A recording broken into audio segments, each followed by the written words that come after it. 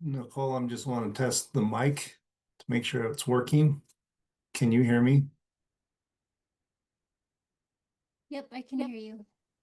Okay, thank you.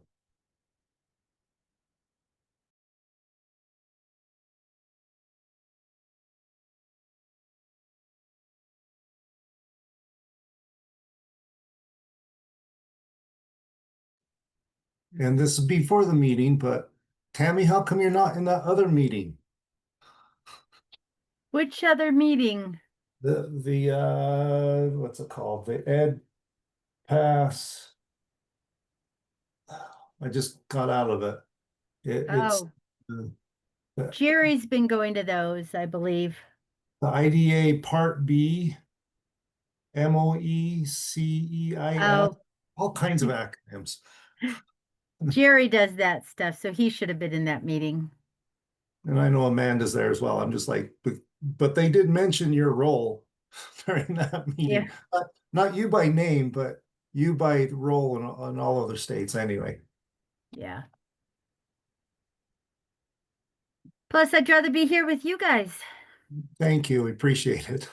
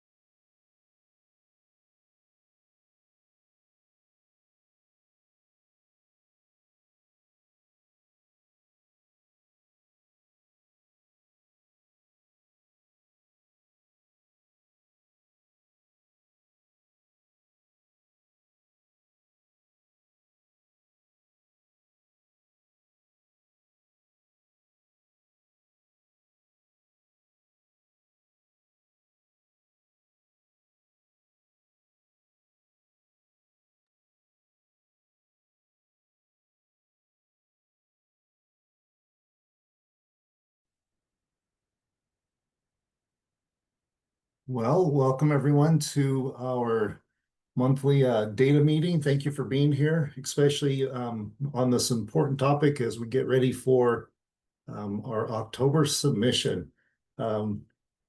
Nicole, did you press record or whoever's doing that? Yes, it's recording. recording. Thank you. Thank you. Just go ahead, go to the next slide. We're all well versed on internet protocol now. Please mute your microphone, raise your hand digitally when you have a question, or you can also enter it into the chat and we'll respond to it. We are going to be, as it says, we're going to be starting at 1:35. Unless I am otherwise directed. Calista, are we good to start at 1:35 did we want to start now because of timing? Totally up to you. I'm looking at our participants. It's still counting up.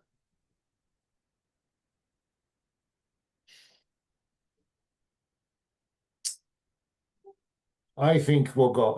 I'm going from what Stacy just said. We'll go. So it's recorded. People can look this up. So thank you very much. Again, let's go to the next page. Just for agenda, reminder about the legislative requirement for the October 1 submission, no extensions, UFA process, the SOEP process, the October 1 submission training, update on graduation rate data for cohort 2025, special education updates, CNP updates, CTE, generic IDs, incident data updates in the specs, SSID merge training, and Utah Fits All training, some additional training that we're going to put in place for those who are providers. So with that, let's go ahead and move to the next slide. So I believe this is just the only slide there, but this is a reminder for everyone that our October 1 submission has no extension capabilities behind it. The legislature 2 years ago put it in law that USBE and other agencies have to submit to the legislature by October 15th of that year of our enrollment, which would be our for budgetary purposes. So there's no extension available. That's just how this one will play out. So if the information is incorrect, we cannot go back and fix it. So just letting the group know, and as a reminder, the Deputy Superintendent Scott Jones will be submitting or will be sharing out with the superintendents and the charter directors also a notice that there's no extension on this one as well. So go ahead and move to the next slide. And we'll turn it over to Cliff of Utah Fits All Scholarship.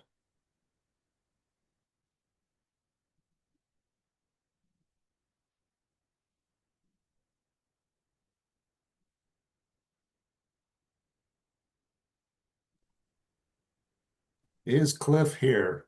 Does not look like Cliff is in the meeting right now. Well, Tammy, how about we jump to you? Okay, I am ready. Okay, thank you. So today, along with me, Megan Johnston is here. She is the coordinator for the SOEP, the State Online Education Program. I am going to share with you information. If you have questions, Megan is here to help answer those. I am pretty new to SOEP, so if there is questions I don't know the answer to, I will find the answer and I will get back with you if Megan doesn't know the answer. So moving on. Okay, so what do we want you to learn today? First of all, we want you to understand how online providers enter SOEP courses into their SIS. We want you to understand how LEAs enter SOEP courses into their SIS. I want you to understand examples of non-full-time students taking SOEP courses and understand how to increase membership for over-enrollment. Moving on. Okay, so this is online providers enter SOEP courses into their SIS as follows for every student. Now, remember that online providers can also be their own LEA, but this is if they are providing SOEP courses, this is how every student should be entered into their SIS. So school of record would be marked N for no, instructional setting marked OP for online provider for SOEP students. They would have their SSID, the core code, the course title, course entry and exit dates, session assignment, credit attended. School membership days would be marked as 0, and enrollment validation type would be marked as L for 100% learner validated. Next. Online providers never claim membership for SOEP students. That is really important for everyone to know. They do not have membership of those students. They are only providing courses for those students. Again, like I said, they can be an LEA and they may have students that are their own students, but for SOEP, they never claim membership. And students taking SOEP courses remain in membership at the primary LEA, and the LEA receives the student's full funding. And that's really important to note. And we'll show some examples later on about how things work. Next. So LEAs may enter SOEP courses into their SIS as follows. So there are some options available, but recommended by SOEP is to use generic SOEP course codes and Cactus IDs as placeholders in a student's schedule. Once the transcript is received, then you replace the placeholder with the actual course codes. That is what we recommend. And on the next slide, you're going to see those actual generic course codes. There are other available options from the UTREX manual. You could leave the course credit attempted, credit earned as 0. You can add the course to the student's transcript after it is completed. You do not need to enter the course into the UTREX record as that will be received from the online provider. So those are other options, but we really recommend using the generic SOEP course codes. Next. And so you will see here, these are the 6 online providers, and these are the generic codes that can be added until the transcript is received. So if you need to refer back to those, you should print this slide up and have it handy or keep it somewhere where you can get to it. Next.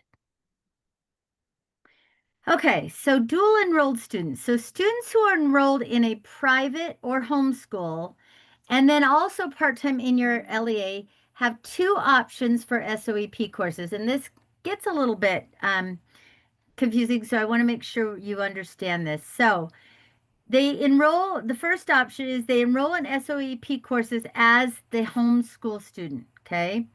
The LEA is not notified of these courses and does not approve them. So let's say they're homeschool, they're taking some SOEP courses, but then they are half-time at your school taking some classes. In that case, the LEA would not get any notification of those courses. You don't have to approve them, and you do not have to pay for those courses. And then the courses are not added to the student's LEA schedule. So that's the first option. The other option homeschool students have is, and actually either one of these, enroll in SOEP courses with the LEA. So, and this applies for private school, but private school students are no longer eligible to participate in the SOEP unless they are dual enrolled with the LEA and enrolled through the LEA. So if you have a student who is a private school student half-time, but they are also enrolled with you, they can take SOEP courses if they enroll in those courses through you. We do, and I noticed on the agenda it said private schools. We have, we're in the middle of negotiating with the vendor who was supposed to take over for private school students and SOEP courses. There's some issues with that right now as far as they are not fully ready to do that. I've been told that some of those students are signing up with the courses through the online providers, but they are no longer eligible to participate in SOAP unless they are dual enrolled with you. And that, I believe, is going to be very rare that you're going to have both of them. But they can enroll in SOAP courses with the LEA. The counselor and primary approver of the district receive an email notification of the course request. If they approve it, the courses then would be added to the student schedule and count towards their overall enrollment or membership at the LEA. So, next. Okay, so here's an example. Student A is a dual enrolled student in an 8-credit-hour school. The student is taking 3 half-credit classes in person at the school. Student is taking 3 half-credit classes through the SOAP and registers for these classes as a homeschool student. So these classes are not added to their schedule as part of overall enrollment with the LEA, and the counselor and primary approver are not notified of the enrollment, and the LEA will not be charged for those courses. In this case, the student is considered part-time or 3/8 with the LEA, and the LEA would get that portion of the student's funding. Next. Student B is a student in an 8-credit-hour school, and I understand that a lot of different LEAs have different credit hours, so we just use this 8 just as demonstration. So let's say student B is taking 3 half-credit classes in person at the school. They are taking 3 half-credit classes through the SOAP, and they register for these classes with the LEA. The counselor and primary approver at the district are notified of these courses. If they approve them, these classes should be added to the student schedule as part of their overall membership with the LEA. The student is considered only part-time because you can see they're only taking 6 half credit. They're only taking part-time, so they would be 3/4. And I am looking at that. Megan, can you clarify? Because I just realized I'm going to ask Megan to, I'm going to phone a friend. If they are 3 half-credit classes in person at the school, that would be per semester, right? Yes. So we did it for the full year, like a picture Yeah. of the full year. Okay, Mhm, so that yeah. would be for the full year. Thank you. Okay, so they would be 3/4 for the full year. All right, next slide. Thank you, Megan.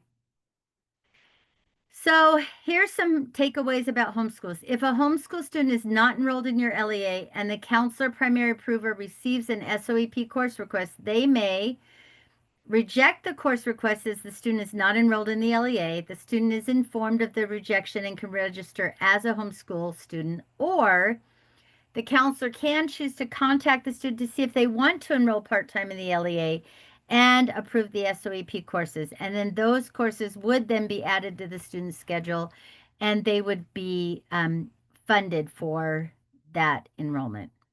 Next. Okay. This is often kind of confusing too, because I had to have Megan explain it to me a couple of times. Students enrolled with an LEA that is also an SOAP online provider. So some online providers are also LEAs, either they're charter schools or they're schools within a district. They can enroll with that provider as an LEA. So let's say they are with Utah Online School, and that is their LEA. But let's say they see a class at Davis Connect that they want to take. They actually can take those SOAP courses through a different SOAP online provider. So that's a little bit, so if you're with an LEA that has, and that is also an SOAP online provider, they cannot take the classes through their own school, but they can take it from other online providers. Next. Okay, so split enrollment student example. So student C is enrolled in both Utah Virtual Academy and Cedar High School. Each school claims their portion of the student's funding. So let's say they're 50-50 or whatever. But the student registers for 2 courses with the SOEP while enrolled at Cedar High. With Mountain Heights, see, it's different than Utah Virtual as the SOEP provider. If approved by Cedar High, the SOEP courses would count towards their overall enrollment, and Cedar High would add them to the student's schedule. The schools would split the student's funding based off of how many courses the student takes at each school. And again, as the student is enrolled in UTVA part-time, the student would not be eligible to select UTVA as the SOEP online provider. Next. Okay, over enrollment. So a student may not count as more than one full-time enrollment unless they have an early graduation plan in place. And it's important to note that if in 9th grade they say, yes, I want to graduate early, and that's in place, and then their junior year, they're like, oh, that didn't work out the way I want, they can go back to just a regular graduate. And that's what that means by that intent is non-binding. So to account for over-enrollment and access additional funding for students with an early graduation plan, the LEA must, first of all, the student has to have the graduation plan. They have to have met with their counselor and have that early graduation plan. So then they select the early graduation tag for the students in seats and their SIS. And they increase the students' membership days in the SIS to account for the excess credits. And I'll show you how that's done on the next slide. Okay, so you have a student has an early graduation plan. You are going to divide your LEA's full-time enrollment by 180. So that's your days in membership, right? So if it's 8 credits or if it's 7 or whatever your full-time enrollment is, you divide that by 180. That is the amount per credit hour of additional membership days you will use to increase funding for this student. And again, remember, it's only for students who have met with their counselor and have an early graduation plan in place. You cannot just mark early graduation plan if they don't actually haven't met with the counselor and have that in place. Okay, next slide, and I'll show you how this plays out. Okay, so if your LEA full-time enrollment is 8 credit hours, a student registers for 7 credits through the LEA and 2 credits through the SOEP. So that's 9 credits for the year. The student has met with their counselor and has an early graduation plan in place, okay?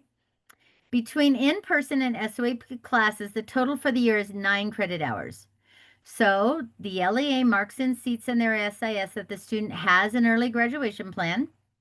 And then this is when the LEA may increase membership. So 180 divided by 8 is 22.5. You rounded it up to 23. You would add 23 for the credit hour to 180, so that's 203, and you would increase membership days to 203, and they would be funded for that additional membership. Again, if they were taking 3 credits through SOEP, so it was 10, you would add, 46. So that 23 is per credit hour. Next. All right. Questions, suggestions. This is the first time we've okay, so we do have a question in the chat. So if they don't have an early graduation plan in place and then they enroll in through SOAP, we should deny the course that go over full-time enrollment. Yes, the LEA definitely has that right to deny that. Those courses wouldn't be funded. If the counselor feels like that better meets their needs, they could approve it, but they do have the right to deny that and decline it. Where Stacy says you overeducate the student for free. Yeah. Any other questions or suggestions? How do we count? Oh, that is a really good question because we have that in a different slide. Okay. All right. First of all, okay. Summer classes.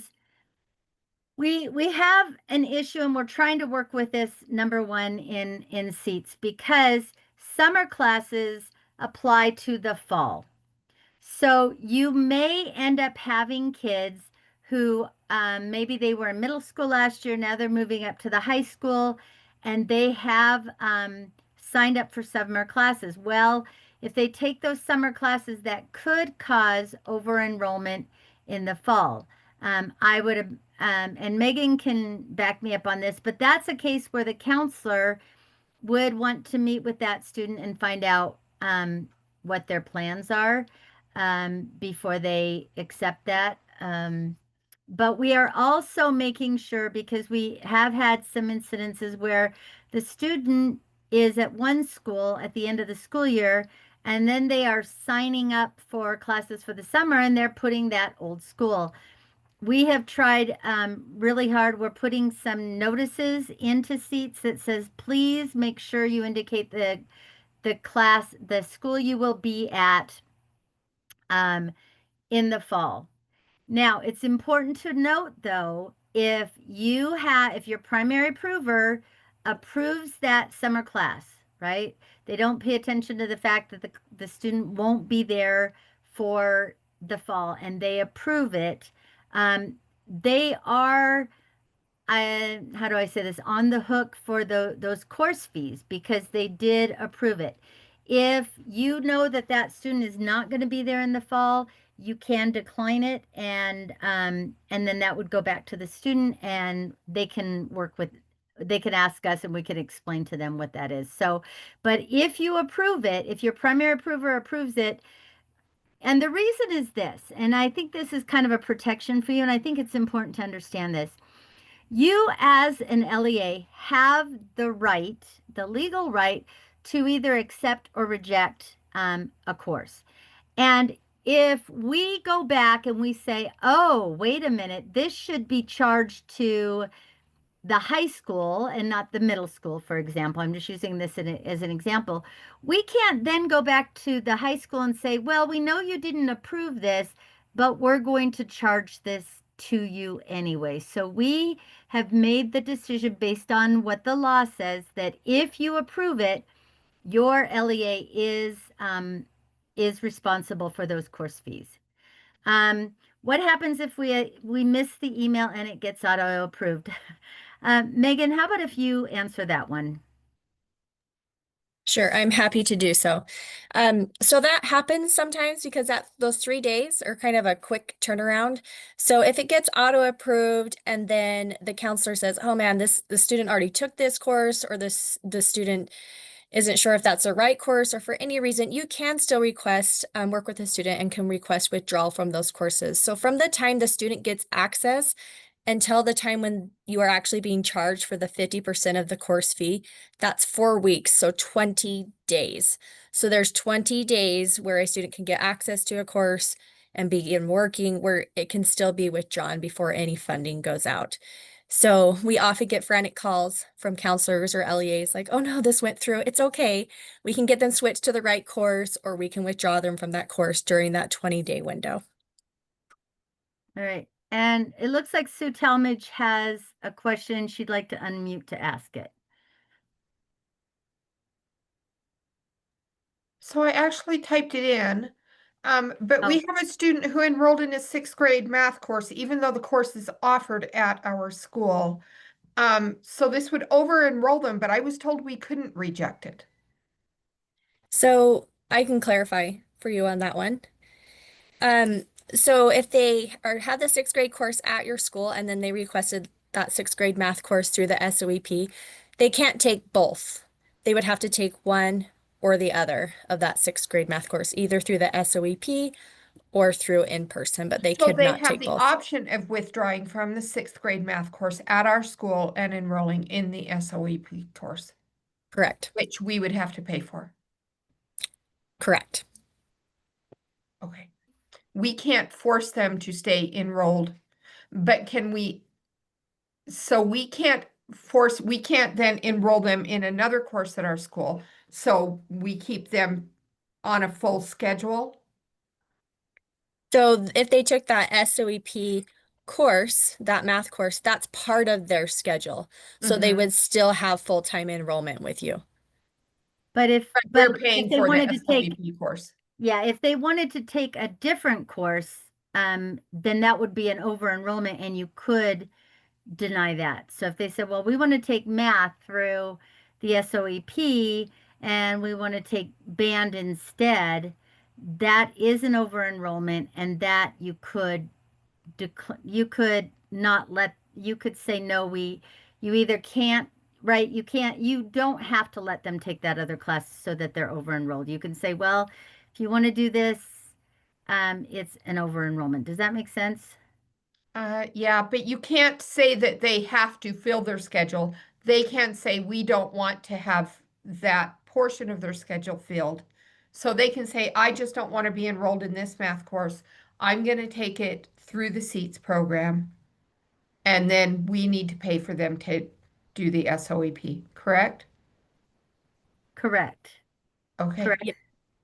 And Right. so one thing to know, and I think this is a misconception where you're talking about paying for it, is the LEA actually retains on average more than half of that student's funding when they take that course through the SWEP, because you're receiving all of that student's funding and you're just paying that portion for the instruction of the SWEP course to the online provider.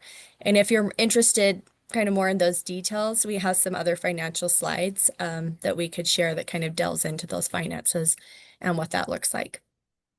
Yeah, it's not really the financial, it's just, yeah, it's fine. It's tricky. Stephen asked a question. He said, because the counselors are not on contract over the summer, the enrollments often get auto approved.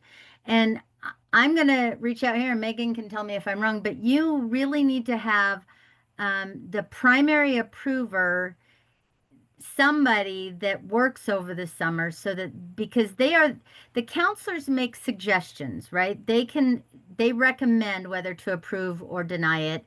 It's the primary approvers that actually are supposed to be approving that. So my thought is you need to have somebody as a primary approver that is on contract over the summer. Correct, Megan?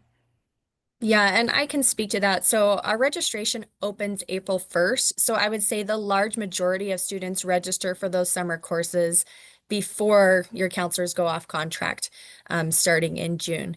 However, counselors only provide a recommendation. It is that primary approver who has the final say and whether that course is accepted or rejected. So with a lot of the districts we've worked with, they have a primary approver, and or sometimes they pay a counselor some extra days in the summer to look through those course requests to ensure they align with that graduation plan. And then the primary approver ensures that they are either accepted or rejected based on that counselor's recommendation. So it's up to the LEA how you guys would want to work that, but that would be a good practice. So Stephen asked another question. He said, should we have students enrolled in our LEA for the sole purpose of taking SOEP courses? Students can enroll in an LEA for the sole purpose of taking SOEP courses. However, if you were watching the last board meeting, they did take out the portion of the rule that says the primary, because the rule was going to say primary approvers cannot unenroll students who are only taking, that aren't taking any in-person classes. They did take that out. So it is the LEA's right to decide on that.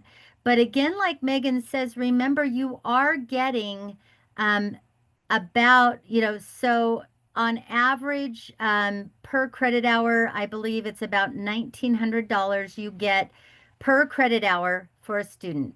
An SOEP course on average costs $800. So you are still getting more funding per credit hour, so that there is a reason for having them in your LEA. If that concerns you, you could, but again, you are getting funded for that student. So does that answer your question?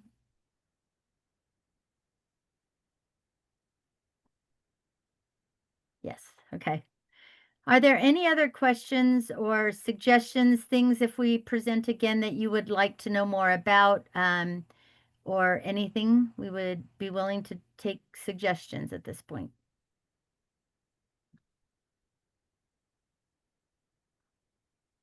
Looks like there's nothing. So Erin, should I turn it back over to you? Thank you for having us here.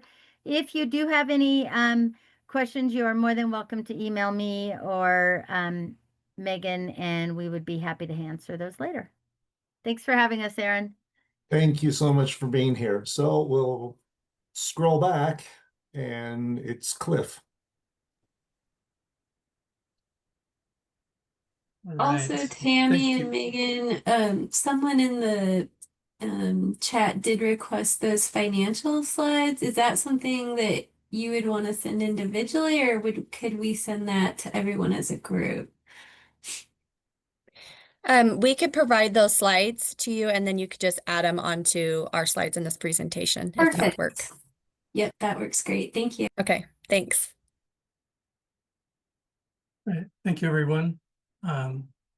Let's go ahead and get started. So Utah Fits for All Scholarship for 2026 walkthrough is the intent of this presentation, is to try to give everyone a little bit of a feel for what the process is, what's happening for UFA, and where your involvement might come into play for it.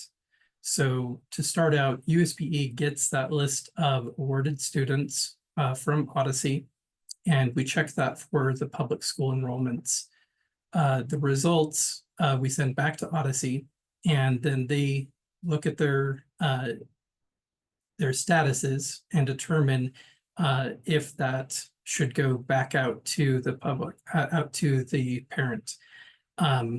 So if they have a status that says that they're eligible but not awarded, which is essentially the same thing as what the previous provider called a wait list, they're not going to send that out. They're not going to notify the parents as the parent hasn't been notified that they even have UFA.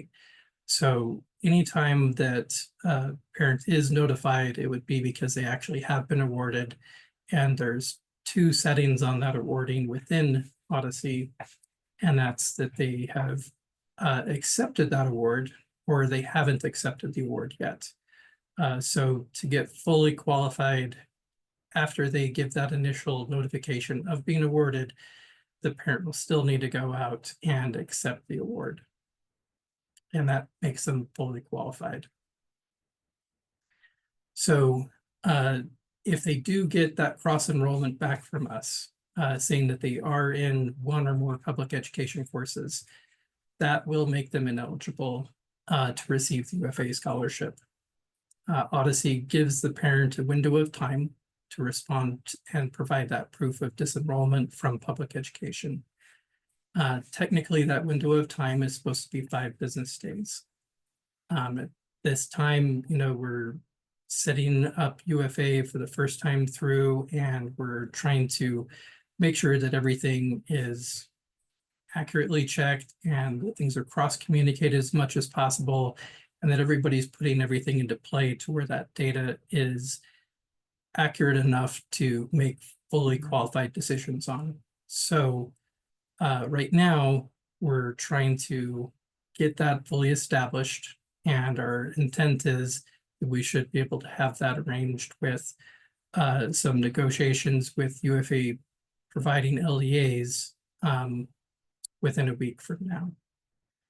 So the intent is that, again, all those notifications will start going out again in more of an official stance in another week. So Odyssey gives that window of time. Right now, that window of time, again, has that buffer until we get that fully official. But again, that should be official next week. This is where most of you as LEA administrators or staff will get involved, is the parent will be contacting you and saying, hey, we've received this notification. And at that point, you need to be able to look at what they have enrolled at your school and determine what the correct next step is for them. If they are enrolled in something that isn't legitimate, that it was a mistake, that they should have been unenrolled out of, some sort of auto enrollment situation, then as an LEA, you would want to take that following step, as they're not attending that new course, they've left and they're not showing up. If they are showing up and they were just waiting to be approved for UFA, that's where, again, it still comes back to the parent's choice of whether or not they're going to stay enrolled with your course or go to UFA. And you'll want to, again, make sure that you let them know what those classes are, to where they can make an educated decision of what they're going to have to leave from public education to be able to stay qualified for UFA. Go to the next slide. So again, that brings us back to the choice of enrollment. So it's important that we're not auto doing anything and just saying, well, I received notification, I'm going to go disenroll all of these students.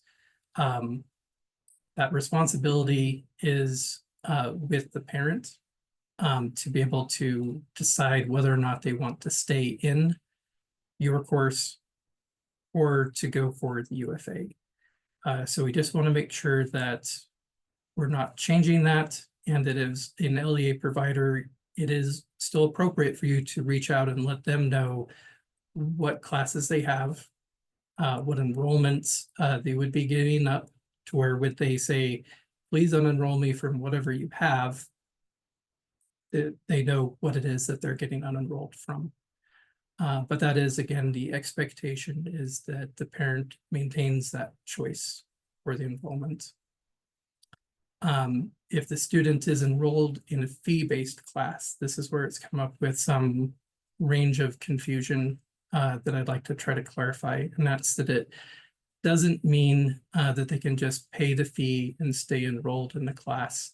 For instance, say if it's a driver's ed class that is still reported to the state as a public education class, they can't just pay for that because it isn't set up as a UFA course, as a UFA class.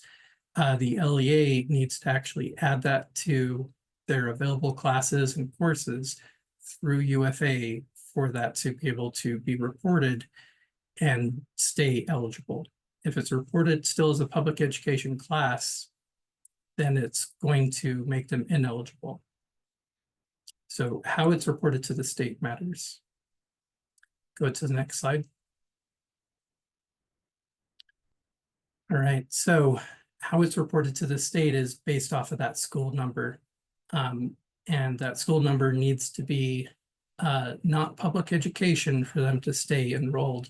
If your intent is to just run it as normal, you're going to create a nullifying effect. Whereas you send that student is going to be sent back as not eligible for the class that they're taking. So you need to send them as the school number 993, that this is similar to the other existing school numbers that we've had in place for years for the Utrecht's Clearinghouse to do private school, Bureau of Indian Education, or homeschool. The 993 is for UFA, and that is required for any offerings which are through UFA scholarship. So any courses that should not show as public education need to be on that 993 school. And again, UFA students are eligible to take extracurricular activities available to private or homeschool students. So that may bring some discussion that you may need to bring back to us and let us know, or ask between ourselves and Odyssey. But please try to bring those questions to us, as parents are already bringing that to the board to try to get clarification as far as some of these extracurricular activities which should be made available. And Hey, again, there's Cliff, legislation listed. Go ahead. There is a question from Stephen, if now is a good time. Now it's a good time. Go ahead, Stephen. Yeah, so sorry, I would have typed it out, but it's kind of complicated. So the requirement that they can't be be taking UFA funds and be enrolled in a LEA. What about 10-day rule type enrollment. So for example, we've had parents who have reached out to us and say they were notified they weren't eligible because they were enrolled with us. But in our case, the enrollment was for a single day because, you know, they finished the school year last year with us. We promoted them like we always do. And then in the summer, they said, oh, hey, we're not going to attend. We're going to do UFA. So we withdrew them, you know, with 1 day because our registrars don't have delete capabilities. And apparently that 1 day is causing a problem, but that should be within 10-day rule requirements. So does the 10-day rule not apply to UFA? Do we have to delete them? Like how do we handle that kind of situation? Sure. So just letting the parent know that they've been unenrolled and that they can pass that back on to UFA would be the starting point. Other than that, Odyssey is going to be receiving at minimal weekly updates on that, so that they would then see as your clearinghouse data came through that you had unenrolled them after the first day. Okay, so it's not they can't have any enrollment, they just can't have any current enrollment. Exactly. To receive funding, they can't currently be enrolled. It's totally okay if they were sitting in an LEA enrolled up until when they're awarded, and then upon receiving the awarding, then they have to notify the LEA that they have intent to leave. And, you know, there's a little bit of wiggle room there as far as with what day they are choosing to leave the public enrollment. But, you know, we can discuss that if that comes up. Okay. But again, they're required to let you know that they're leaving, to disenroll, and then taking the UFA. But it doesn't make them ineligible because they're in public education up until the point where they accept it. Okay, thank you. No problem. All right, and just as a overall reference to, if it's not one of those 4 numbers for the school number, then it's considered public school. Another good way to remember it is in the 900 range. Those are non-public school courses. And I do have 2 of the board references below to help kind of back up both the use of these codes and then also the requirements specifically for UFA on the HB 455. Go ahead to the next slide.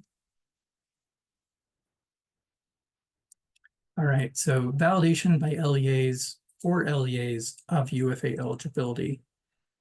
This is happening again through that 993 school, is that the students that are enrolled with UFA through LEAs will be required to send that for their enrollment so that they don't end up nullifying themselves and becoming ineligible for that same course.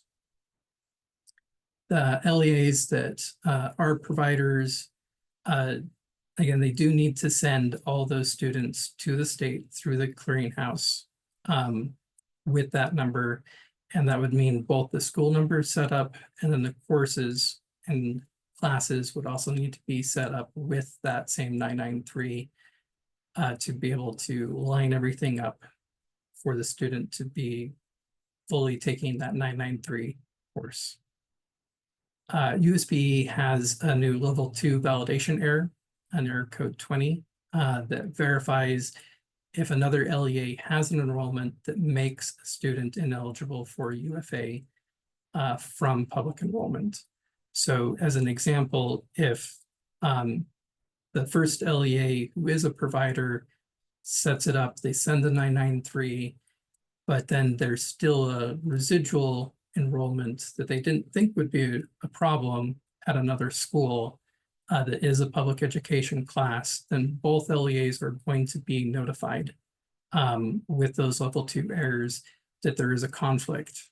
That conflict means that as an LEA, this is on you to reach out to the parent to let them know there's a conflict and you need to make that decision of who the error is with, if you want to keep their courses, or again, if you want to stay in the UFA.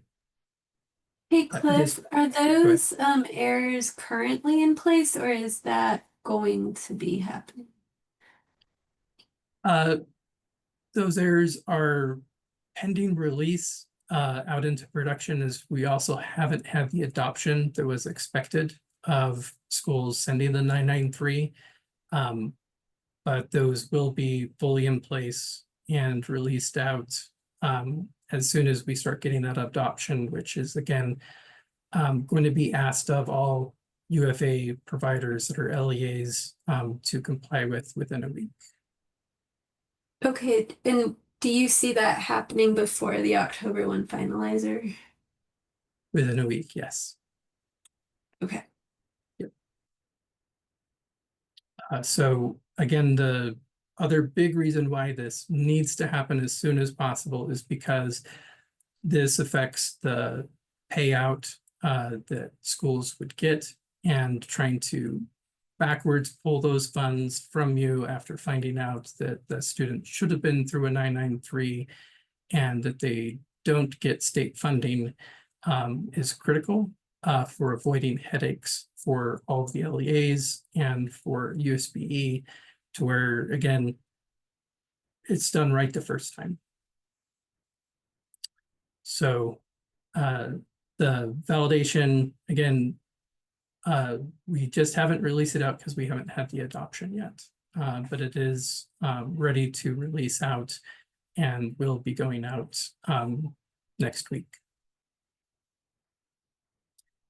So the LEAs are expected to remove students from enrollment within a few business days of receiving the request.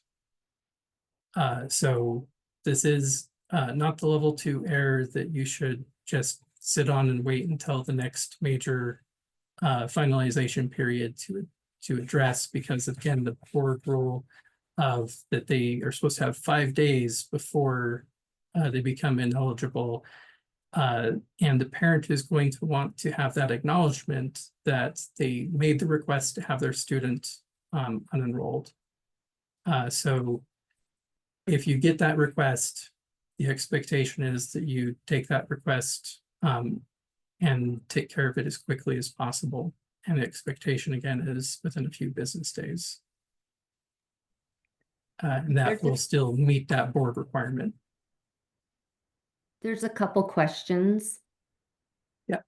One is from Tyler, but if we are enrolling UFA students just to provide a test, we can continue enrolling them in the home or private school instead for testing purposes. UFA is supposed to go through as the 993. I will say it won't cause a conflict if you set them up with a test as the home school. So homeschool is designed as we had on the previous slide to be able to take tests separately, and anything in that 900 range isn't going to cause a cross enrollment error. So our preference is that you keep it clear that this is a test which is being provided to a UFA student, as that gives us levels of accuracy for what's happening. However, I will, be clear that it won't give you an error if you do the homeschool testing code. Okay, and then the next one was, can the student be enrolled into school 993 and then remote enrolled in the course at the school they are attending so the teacher can see all their students in one class roster? That would be an issue because, yeah, you can't enroll them because it would show as an enrollment in the public side, so they have to only be enrolled in the 993. So we're going to have to set up every teacher, every course in the 993 school. So when a teacher is looking at that, they're going to have to switch schools in their teacher portal to find all the students, right? So if we have one UFA student at a middle school and they're taking 3 or 4 classes, those 4 teachers are going to have a different school and find that student elsewhere in that period 3 or whatever. Is that what you're saying? Correct. Okay. And that's again, an this issue. is due to board requirement that the data set for UFA students has to be kept separate from public students. So other than the validation part that we're talking about, a core reason for this is even compliance. And that's that does have to be clearly separated out. So as taking on that responsibility of offering to a whole separate entity source where you're not acting on behalf of, the public, you have to actually have them separated out.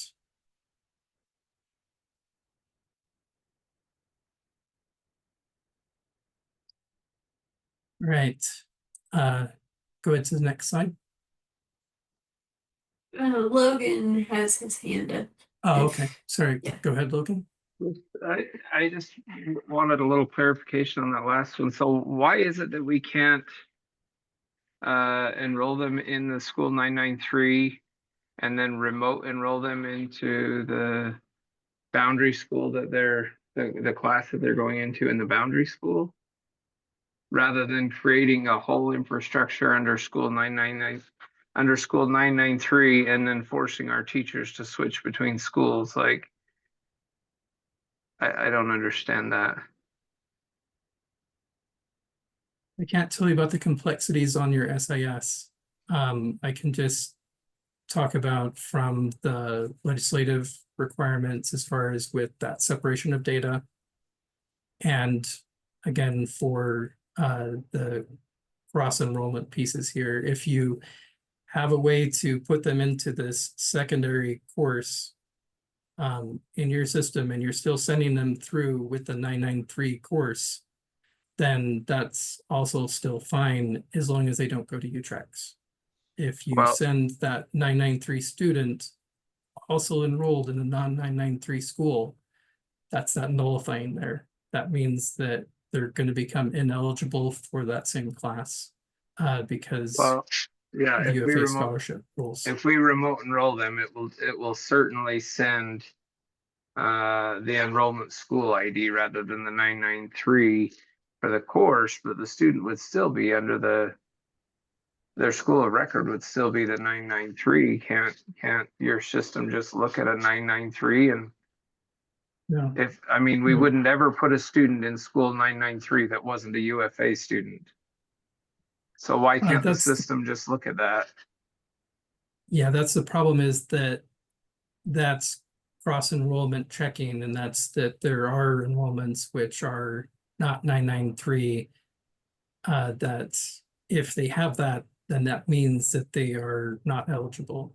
So do you understand my concern though? Like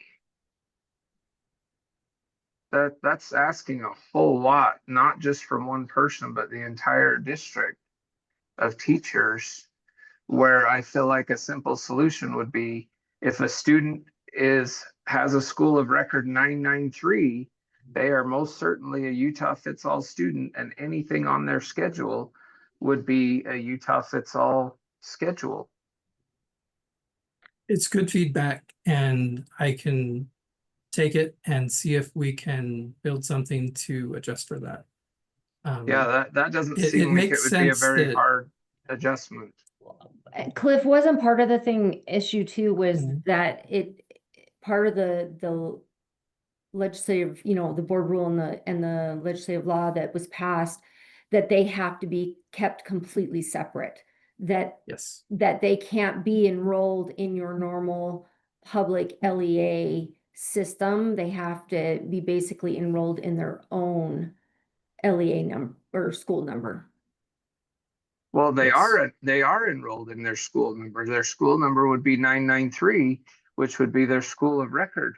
But the reality is they are sitting in our boundary school, taking it from the boundary school teacher. So it makes no sense to me why the state couldn't just look at their enrollment school ID and say, yes, that is certainly a UFA student.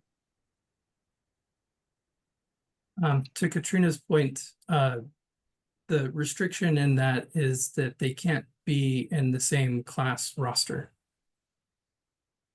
they can't be in the same list. They can't have the potential of notify all of my students in this class and be intermixed unless your SIS has done some, extra magic to talk to two different schools. Okay, but you just brought up a very good point. Let's say that there's an active shooter in the building and the teacher needs to pull a quick list of their class. All of a sudden, they've got to go look in two totally separate schools to find their class of students rather than just looking at their class list. You know what I'm saying? Like, this makes no sense at all. The scenario again, it's due to legislation for requesting for them to stay separate. And it would be that unless you're looking at a roster that pulls from two different places, that it is still further requirement that they stay in two different places and not conjoined into one. I think that with this information, we may reconsider being a UFA vendor because this is way too much work. This is not good. Yeah, certainly you can approach the board and the board can make decisions on if something should be changed, if those legislative requirements should be more thought out and considered differently. But this is also for the privacy and protection of the parents who choose to use this scholarship, that is also part of the plan. The design of this program is that they're not just going to public education and getting a fund for it.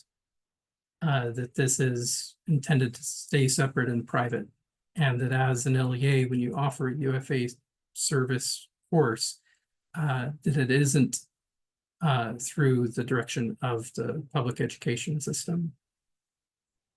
Hey Cliff, So, Stephen sure. put a question in that might be relevant to this. This is only though required at the state, right? So if they did like at the local level, the reporting combined, that isn't technically outlawed. I would say that that's up for discussion with looking into the legislation on that, because again, the primary purpose is to keep it separate. And the legislative requirement is to keep them separate. If you're putting them in together, there is a risk of conflict there. Hey, From a Cliff. USBE standpoint, I can agree that yes, that may be a workaround, but it may not work around that legislative requirement. So has Go this ahead. changed from last year, Cliff? Because last year we would bring in our UFA kids and just mark them not to report to the state. But then we ran into problems in the spring because some of those UFA students wanted to test. So then we put them in the homeschool school, the 9-9 school, and enrolled them in that class. But we did the same thing. We remote enrolled them back into that boundary school course under that teacher so that they would report to the state, or that test would, they would roster in the test so that they could take that state test. But and then we had to mark them as to report to the state, right, in 990. But we did the same thing. So have things changed since then? Yes. I guess that's my question. Okay. Yes, they have changed. And that's why we've been trying to communicate this change since the March LEA meeting, of that the first year there were a lot of conflicts and cross enrollments and misunderstandings of what the intent was for enrollments. This is, and the state's effort to reach both compliance with HB 455 on being able to provide that mechanism for LEA cross enrollment validation and keeping the data separate, which wasn't being met by that previous year, the first year's design that you had mentioned.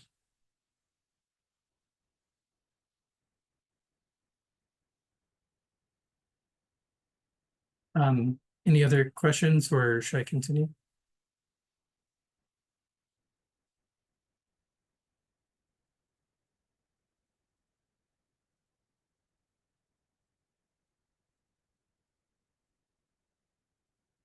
Okay, I'll go ahead and continue.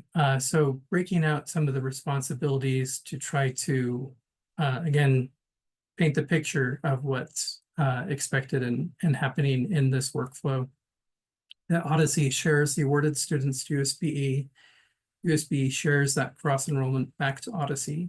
Odyssey determines which of their statuses they are and if the parent should be contacted. USBE doesn't provide or action the notifications of cross enrollment.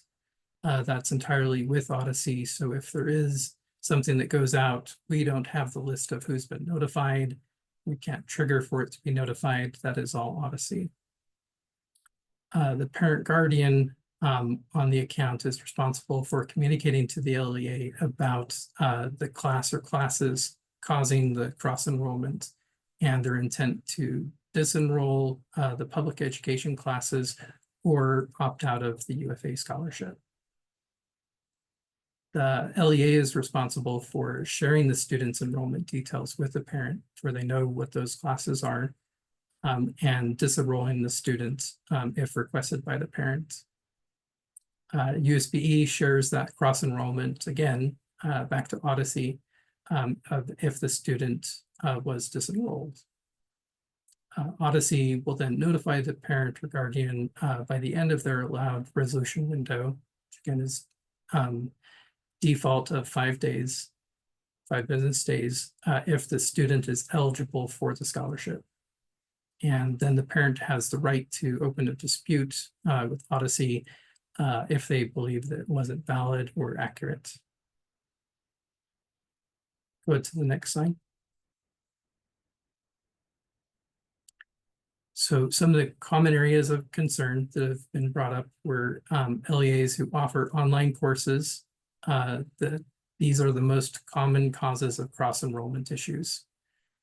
So if you are getting notified of this and have students who the cross-enrollment is online courses, it should be known that that is often referred to from the parents as I didn't know I was enrolled, or I didn't know that was a conflict.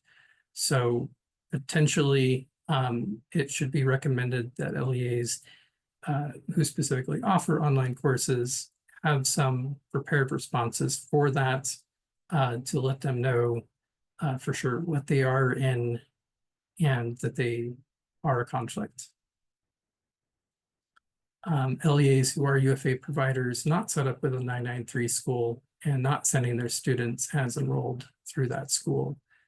So again, we've talked about that we will not know as a state if you send them through a regular school that they are a UFA student taking a UFA course unless they come through as that 993, which again makes them ineligible for UFA and hence that same course.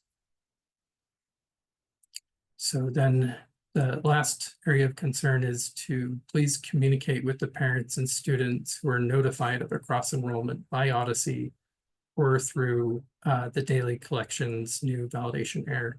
So if you receive that notification,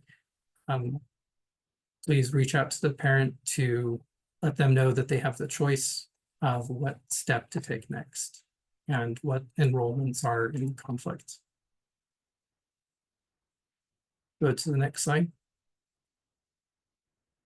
Then finally, for anybody who is wanting to dig into the details on this to find out specifically what is required and if there are any concerns or to bring in your legal, I've tried to reference some of the legislative requirements here to where you can have a strong understanding of what those rules and purposes are. And by all means, please reach out to us with your questions. We do want to help you with these as quickly as possible to try to get everyone onto the same page and understanding as far as with what's required of both an LEA that's not a provider and an LEA who is a provider. And that was the primary purpose of my presentation that I hope people are coming away with a little bit more clarity on. But please reach out to me with more questions that you have. Go ahead, Logan. Are we responsible if we choose to be vendors? Are we responsible to keep and store transcript grades for these students? Like forever, like we do regular students?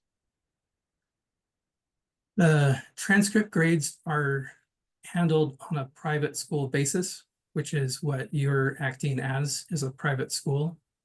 So the state doesn't have it necessarily as a strong requirement, but it does fall in that gray area of that you do have a responsibility as a valid LEA that your transcripts, if you provide them to the parent, that parent can then, if they return back into public education, they can use those and have them applied in for their transcripts.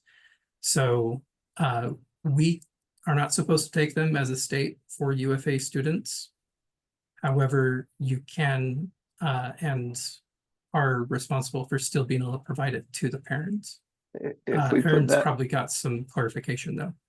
if we put that into our SIS and we are reporting to these students to the state, we're sure they're going to be sending them stored grades as well. I don't know that there's a way to prevent from sending stored grades from just one school to the state, but maybe there is. I don't know. Hey, Logan, this is a great question. I don't think anyone has thought through this sufficiently enough. I'm just sharing you because it's a new program. Let's think though, what is a private school or one of these schools, what do they typically do is, yeah, they keep those records on hand as long as they're in existence. Because if a student comes back, doesn't matter if they're public school or not, they often will request that information. I would say, when it comes to a private school setting, the private school has the ability to determine how long they retain that information. The state has a different level of retention policies that we're actually going through the process of updating and reviewing, but definitely much longer. So just kind of sharing with you is, while we might not have the answer for you on this one, that is definitely something that I'll be bringing up as we discuss this in further detail, saying, you know what, this is an interesting question. Do we have an answer? No. Does the law that allows for UFA have an answer behind this? I don't think so. Anyway, I just wanted to share that with you that's a great question. And I don't know if we really have the answer for you on that one today or not, but I would project longer term probably is a better option than just saying, keep it and purge it at the end of the year. There's my 2 cents that I'm adding to it. So good question. Again, we're kind of feeling our way through this as well. We're only in our 2nd year of it. So anyway, thank you, Cliff. I assume you're done with this section. We're ready to move on.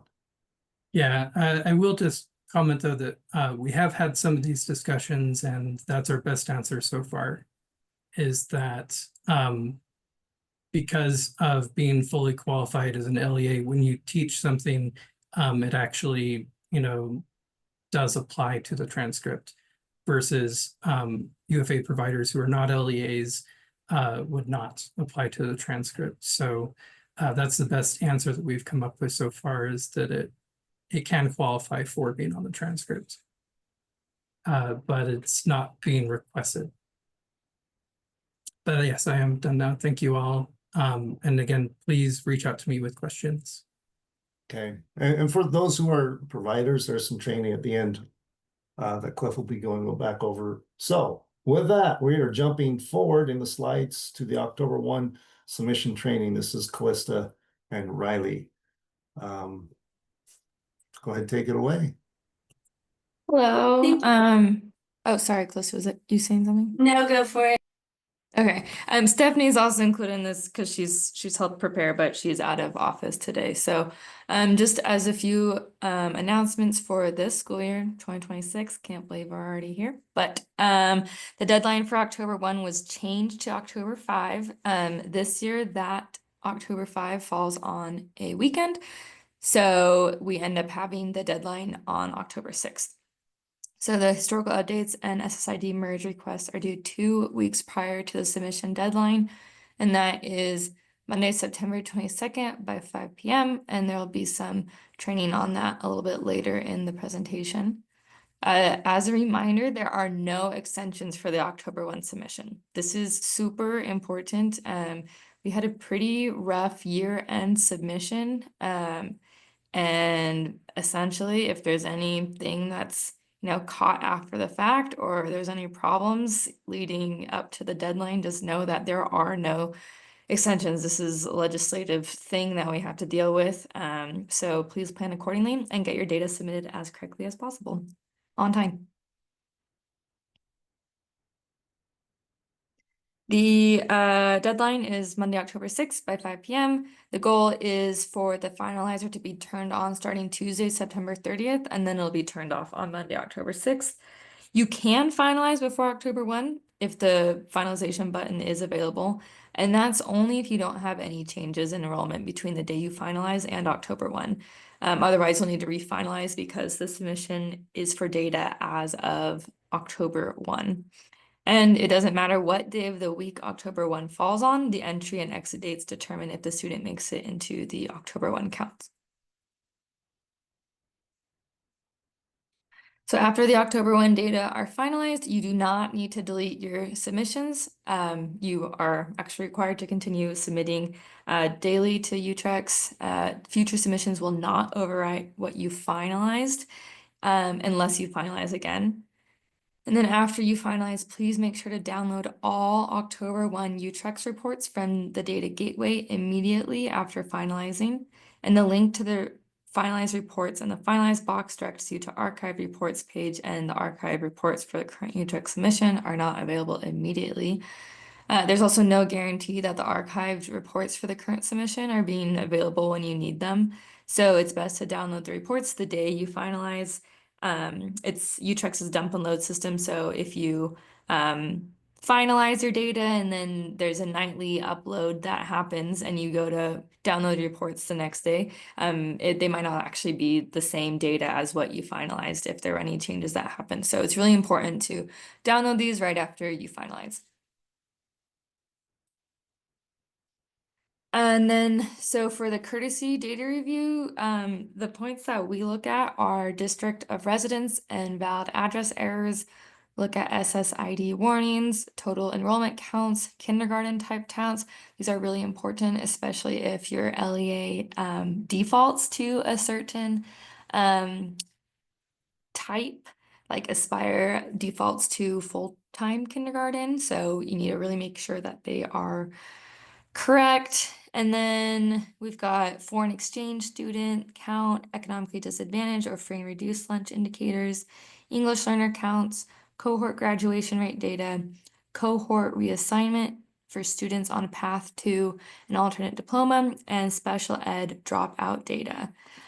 So the question in the chat is, what reports do we download? So if you go to your UTREX overview, in the top right corner, there's a link. There's one that says reports and one that says validation errors. So click on the reports and you'll get to a page that has different headers. One says October reports, December, year-end, year-round, and archived.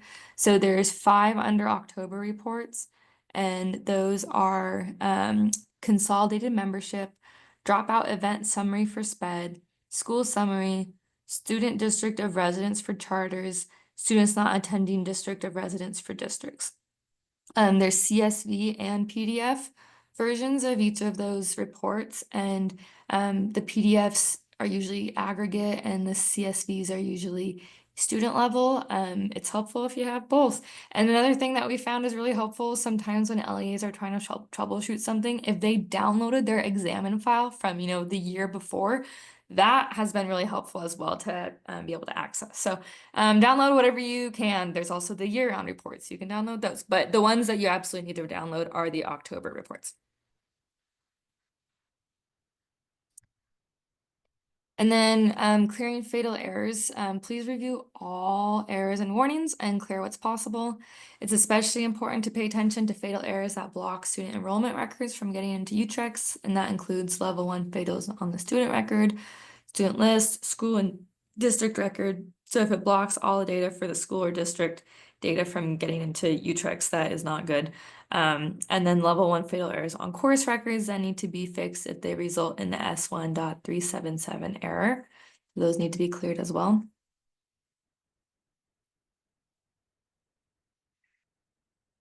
And then you also need to clear level 2 fatal errors, including permanent exit, student level inconsistency, dual scram, dual kindergarten, invalid address, and invalid district of residence.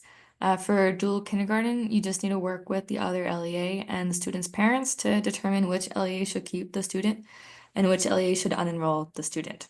And to clear the fatal error, the overlap in kindergarten records needs to be less than 20 days. And just as a reminder, level 2 fatals do not prevent students from rostering, but they will block students from being included in your finalized data when you press that button.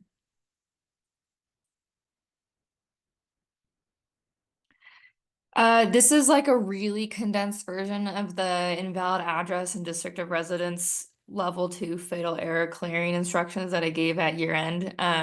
And we're including these in our courtesy review letters. So if you have them, please follow these steps and try to fix them yourselves. And if not, you can reach out afterwards. So how to fix invalid address errors. First, verify that the physical address is being spelled correctly. There's nothing missing, it's accurate. And also just confirm with the student family that it's correct as entered. Like there might be a mistake in the way it's spelled or like street versus road. So just really double checking that it's actually entered accurately and correctly. And then confirm that the address is valid via the UGRC. So it doesn't matter if Google Maps thinks it's a real address or a valid address, or if USPS thinks it's a valid address. The UTREX validates against the Utah Geospatial Resource Center. So if it's not valid via them, then you need to enter a GPS coordinate or a geocode. And then how to fix district of residence errors. You also first have to validate the address via the UGRC. So make sure that it's a valid address, and then also make sure that it's physically where you're expecting it to be. So sometimes the UGRC says, oh, I think you're entering this address, and I'm going to say it's valid, but it's, maybe in a different city, and they tried their best. And so you got to make sure it's actually where you're physically expecting the house to be. And once you do that, then you use the Utah Geospatial Resource Center school district boundary map. You can also use their API, but this is a really helpful tool for just like troubleshooting. And you need to make sure to use this map. You can't just use, maybe your city has a map that they've put together. You need to use this map because this is the one that UTREX validates against. And then you can use that to find the correct district of residence using the validated address. And then this is really rare, but sometimes the UGRC misassigns the city. And the way that you can fix the district of residence error is by using a GPS or geocode that matches where the correct district of residence actually is. What about Bonnie said, what about address errors that we are getting because of Safe at Home? Yes, so use the LEA or school address if you've got a student who's homeless and doesn't have a home address, or if you've got like an issue with domestic violence where there's a student who's at like a safe home, and use the LEA or school address. And then we ask that you review all level 1 and 2 warnings. There are level 2 warnings that have to be fixed for October 1. Dual kindergarten, and that's board rule states that student can only be enrolled in kindergarten in one LEA at a time. So work with the other LEA and the parents to determine which LEA should keep the enrollment and which should drop it. SSID warnings, please review SSIDs very carefully to avoid problems related to having more than one SSID per student and more than one student sharing an SSID. If you find duplicate SSID issues, please put in SSID merge requests at the app help desk.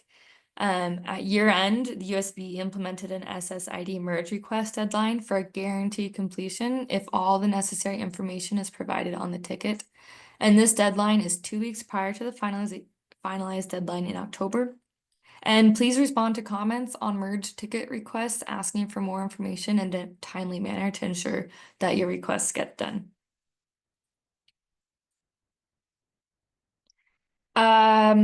For October 1, in order to be included in the count, students must be in grades K through 12. They must have at least 1 day of membership. They must be a Utah resident, so that includes resident status B, C, or U. They must have an active enrollment record as of October 1, and school of record may not be no. All 5 of these requirements must be met in order for a student to be included in the October 1 enrollment count. And these counts are really important because they determine funding for your LEA. We also ask that you make sure that school counts are correct for this school year. So please check that new schools are included in your LEA school summary report. It's better to catch and fix that now rather than at year end. You can email us at datastatisticshelp@schools.utah.gov or put in a help desk ticket if you find missing schools in the report. And this is also important because these reports are used for auditing and for funding purposes. There's other demographic counts, and we look for big changes from prior year October 1, so school year 2025 data compared to what is reported this year in school year 2026 in UTREX for the following: English learner counts, economically disadvantaged counts. These 2 are important counts for funding purposes, but as always, LEAs are responsible for their data. And we encourage you to ensure that all the data are being reported as accurately as possible. And is there a line that qualifies as a big change? So our team looks usually around like 10% will flag it and put it in the Curtis review letter on the school summary report, the PDF version. There will be there's a column, one that's prior year and one current year. And if there's a change that is 10% or greater, the number will be bolded. And so that is also really helpful at like a quick glance to see if there's a big change. And then obviously like making sure that, you don't accidentally wipe out all EL data or low income data. So also looking for zeros. Kindergarten type count. So I talked about this a little bit. We check the full day, FN, and half day NN kindergarten counts reported in UTREX for this school year and compare these to the prior October 1. Please make sure your schools are reporting these codes accurately and that your SIS is not defaulting to 100% half day, or if you know that you have half day students, that your SIS is also not defaulting to 100% full day. So starting in 2023, kindergarten type code is used for WPU calculations. Students with regular half day kindergarten still receive 55% of their average daily membership, while students with full day K will be funded at 100% of the ADM. And these counts are required and must be correct in October and not just at year end. And you can see the UTREX specs on page 52 for more information on the reporting of these codes. And then for J1 foreign exchange students, we check how many students are reported in UTREX with the J resident status, and we compare it to the allocations given by the state. This is important for WPU funding for foreign exchange students. So if you're allocated 1 J student by the state and you're submitting 2, you're only going to get funding for 1. So it's important to make sure you check and see that, maybe there's an error or something and catch that before you finalize, and there's a COBI information regarding the foreign exchange program, and you can check out that link later. And I will hand this over to Callista. Unless there's any questions, but I can respond to them in the chats too. Okay, thank you, Riley. So just continuing on, we broke this up, so one person didn't have so many slides, but these are still items that will be on your courtesy data review. Special ed event dropouts are something that we look at. We look at a couple things, and the purpose behind us looking at this is because there is this data is reported to OSEP. And so we know that in some cases there's nothing you can do, that those dropouts are truly dropouts. But in the case where it can be updated to not be a dropout, either because the code got entered incorrectly or because you found out more information later, we like to flag this so that LEAs have the opportunity to get that correct and updated. It doesn't mean that all dropouts that we flag on your review can be changed. Sometimes it is just a dropout. But we do look at what you had last year. Where if it's a decrease, then that's great. But we mainly are looking for big increases. We also look if you just have anything more than 0, because we would rather you review even if you have 1, to make sure that that is correct as reported. Malia also looks at this data pretty heavily, and so you'll get it both from us and sometimes from SPED as well. But there is a dedicated report to reviewing this data in your October UTREX reports, and it's the dropout event summary for SPED. So that updates daily. So if you do an S1X record, you will see those drop off with your next submission, because that report points to live data. All right, next slide. The other SPED indicator that we look at in October is your IS1% count. These are students with the most significant cognitive disabilities. The reason that we look at it in October is because it is actually used for the alternate assessment rostering, and it's used for some decision monitoring decisions based off of what's finalized in October. You can review that. There's a few places. I mean, you can review it in the examine data file. You can review it. There is a specific SCRAM report, the CCW report, and that will give you all the students that are currently being reported as IS1%. We also in the past have occasionally found that sometimes LEAs just forget to have it marked at the beginning of the school year. So that's another reason that we look at it, because there is funding tied to it in December.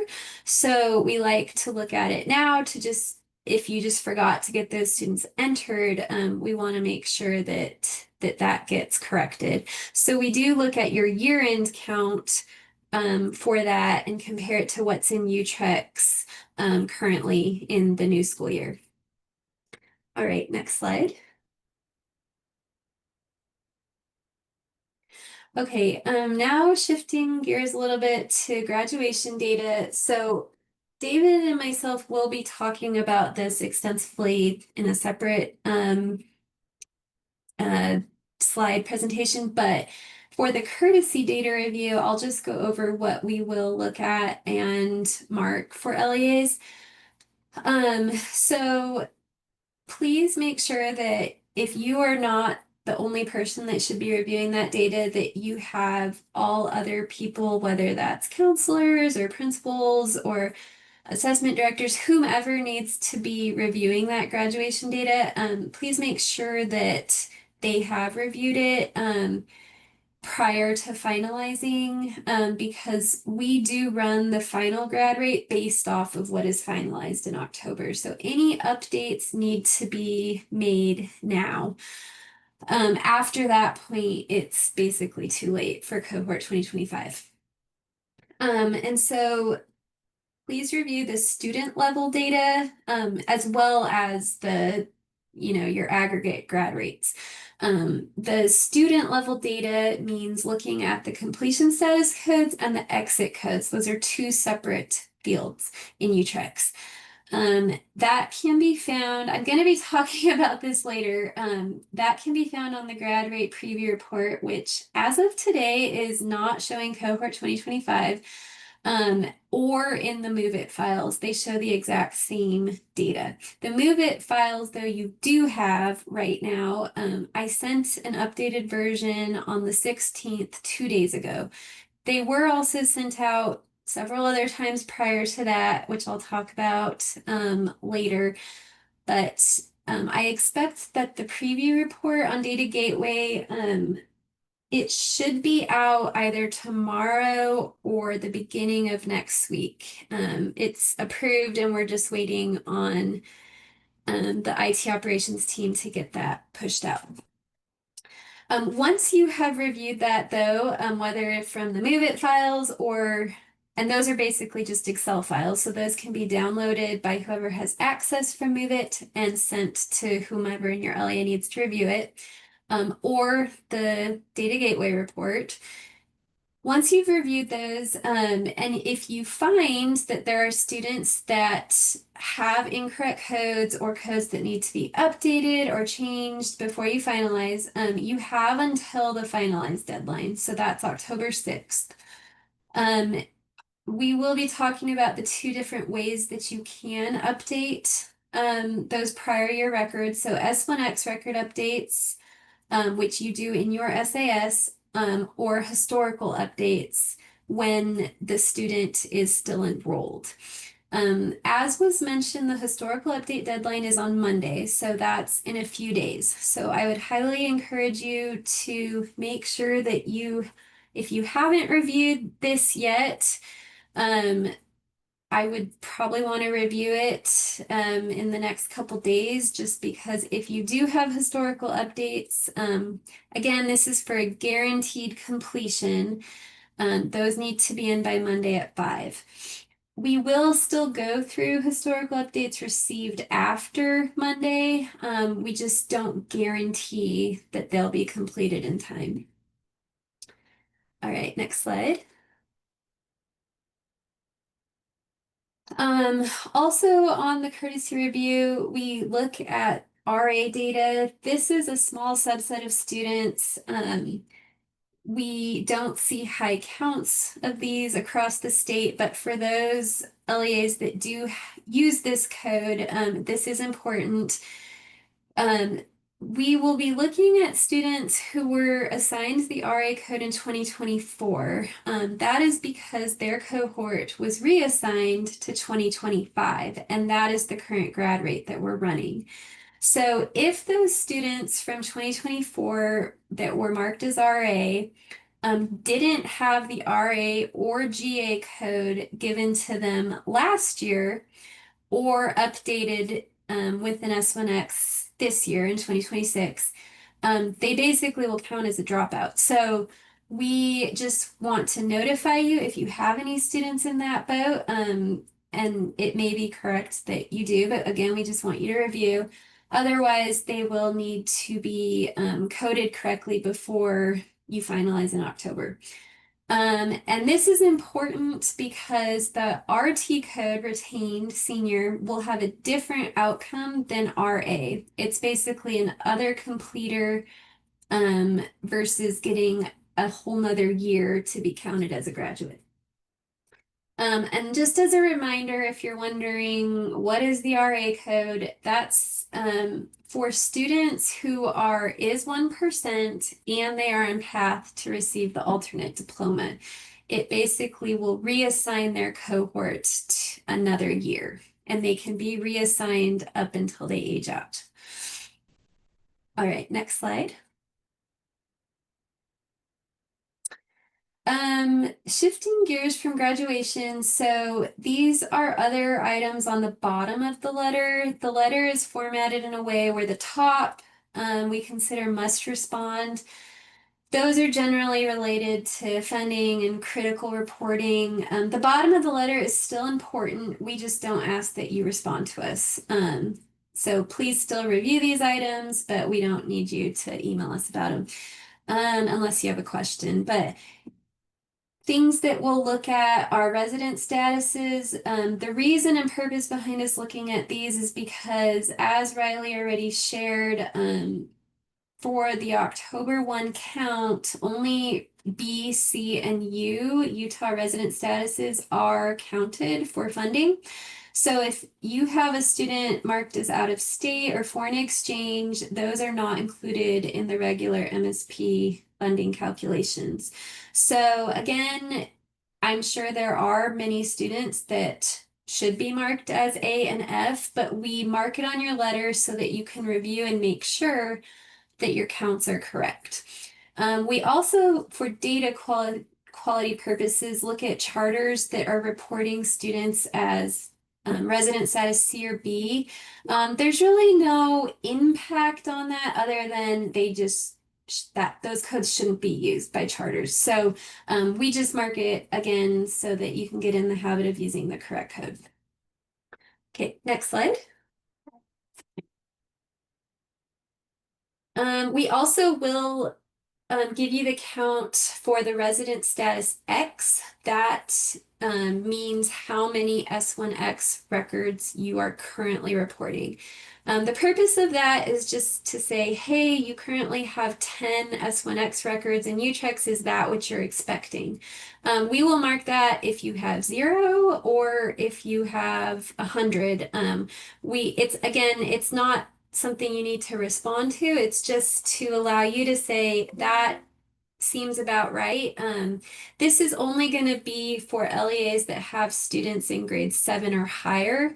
S1X record updates are not just for graduation, but they can update any exit code. So students on the SPED event dropout report, this would also be included as how you would update their exit codes. Also, if you are submitting those, just make sure that you continue to submit them until you have finalized, because if you just make the record and then you don't finalize it, that would be a real bummer, because we run the final grad and dropout rates based off of what's finalized. All right, next slide. This is just to show you an example. If you've been in this position, prior to this year, kind of what the letter looks like. But for those that are new, this is just an example of, it's a Word document with bullet points, and then we will fill in the counts or percentages based on what we pull from Utrex that day. And that's just important to keep in mind, because if you don't get around to reviewing the letter till a week after we've sent it, just know that your report, your SIS, may not match the counts that we pulled the day that we reviewed your data. All right, next slide.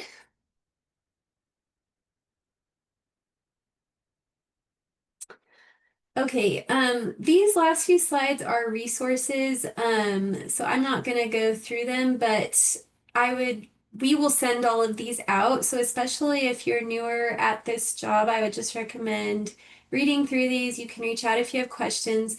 These are basically meant for you as ways that you can check your data. So the examine file is on the Utrex overview. It is a very useful file for looking at what is in Utrex. We realize that everyone has reports and ways of looking what's in your SIS, but we actually don't have access to see that. We see what's in Utrex. So this is just a little instructional resource on how to download the examine file, filter, and use it to check what is currently being sent in Utrex. All right, next slide. And then this was asked earlier, it was already shared, but this gives instructions on how to download and use the October 1 Utrex report. So it shows you where they are, and then As Riley mentioned, there are two file options, the CSV, which gives you student level data, and the PDF, which gives you the aggregate or total counts. Okay, next slide. And then this just shows you where those October 1 reports are, and I believe that was already shared as a screenshot in the chat. If for some reason when you go to Data Gateway and the UTREX dropdown and don't see this, then it could be that you don't have the correct role, or it just, if you're newer, then that might be a reason that you're not seeing these UTREX reports. So just make sure to reach out either to your LEA admin or to someone on data and statistics so that we can make sure you have access to what you need to be able to see to finalize. Okay, next slide. More screenshots of reports and where to find them. These are all directly from when you're logged in.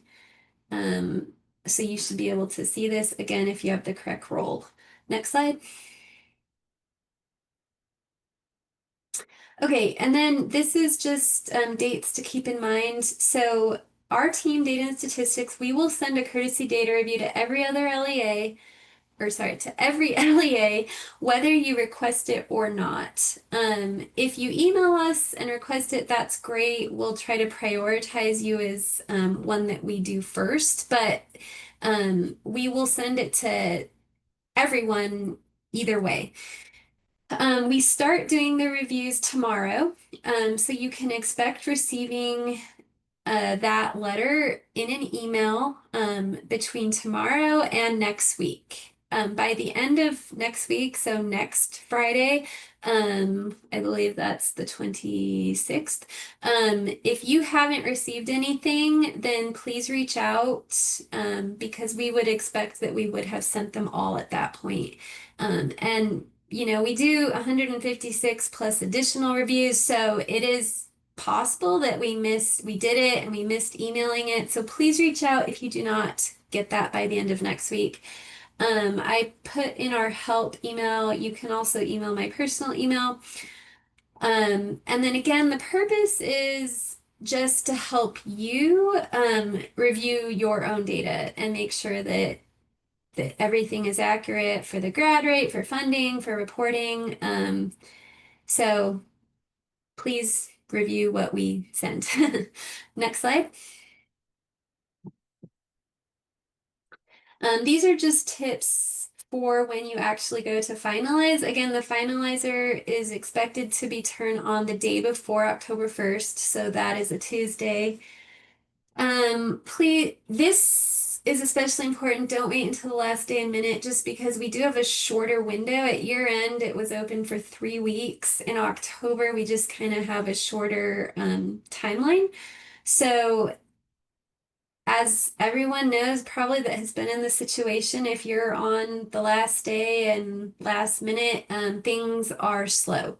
The system is just slow at that point, and there's really nothing you can do to avoid that. So we try to allow LEAs that are really struggling, that maybe do have big technical issues or data issues, to be able to get their submissions through at the last minute that actually need that time. So if your data is ready to go on the 1st, we would just advise you to finalize. You can always refinalize. Please also make sure to review your data. We are here to assist you in doing that, but again, it is ultimately your data, and you know your data best. Please also review or refer to what we have reviewed. It's just meant as a helpful place to start. It doesn't mean that everything we mark is incorrect. It just means that review it and verify that what you have is either correct or needs to be fixed.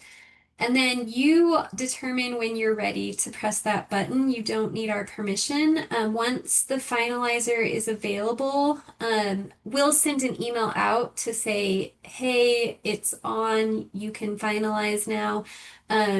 Once that has been sent out, you are able to press it as many times as you need to. Just remember, if you do need to refinalize, you have to submit a new submission. And then just please make sure to pay attention to the statuses. Sometimes LEAs will get an error when finalizing. So after you press the button, make sure that the status shows as completed. If you do get a finalize error, you are going to need to redo it because it means no data isn't going to be in the UTREX finalized database.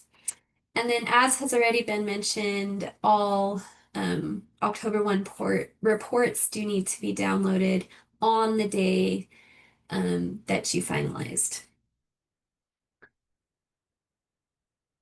Okay, next slide. This is just an important note about historical updates. So I can give an update on currently the timeline for that, but in general, updates that are needed to clear a fatal error, in most cases, those are those level 2 permanent exit errors.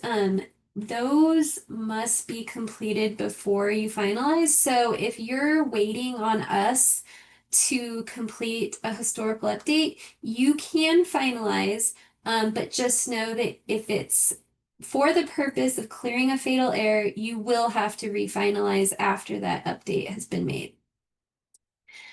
Updates that are not causing fatal errors, so things like name changes or grade level changes, you are welcome to finalize without those historical updates being completed. That will not affect your finalized data. So just know that if you're waiting on ones that are causing fatals, you will need to finalize with those fatal errors cleared.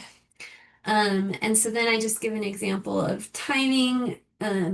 We guarantee they will be done by October 6th, but that's the deadline. So if you want to finalize between the 1st and 5th, that's probably advisable, and then you can refinalize on the 6th once that historical update is done. Hopefully they will be done before the 6th. Currently we have 4 batches of historical updates in with IT. The first was completed today. We expect that there will also be a 5th batch. So you can see that they take a while to go through the process of getting done.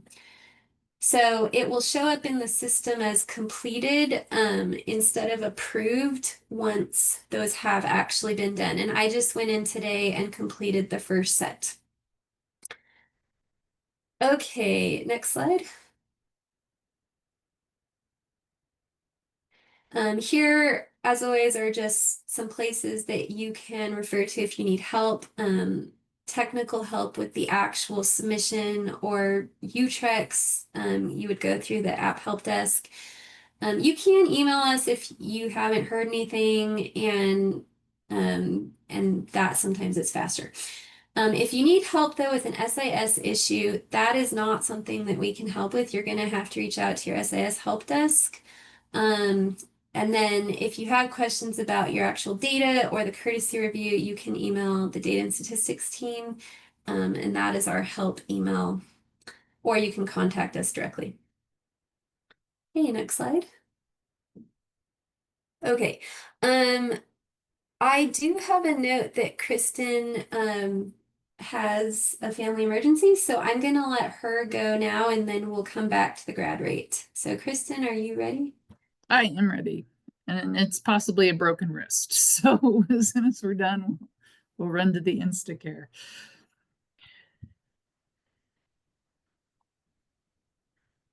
Kalissa, do you want to answer? There's a question in the chat Yes. says, if we have a finalized error, do we need to resubmit before we push Oh, the button again? yeah, so I ultimately, yes. My experience has been when LEAs have gotten a finalize error, again, this is different than fatal errors. This is actually on the finalizer. If they press it again, it does not fix anything. So, yes, you would need to resubmit. Cliff might have additional guidance, but in my experience, yes, you need to resubmit.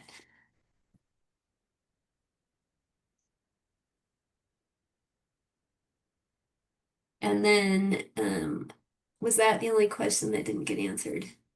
I think Okay, those got Cliff answered, yeah. clarified that. Okay. You're gonna want to go almost to the end, Nicole. After CNP, there should be a slide that says like C something. What does it say? It should say CTE generic Yeah, ID. yep. Yeah. There we are. Next slide, please. So House Bill 477, which passed last year, allows LEAs to hire any unlicensed educator for any CTE course. That is the number in front of you. That is the Cactus ID. The assignment does not go into Cactus, and you as the LEA are responsible for background checks. It is only used in your SIS and UTREX submission for the teacher ID.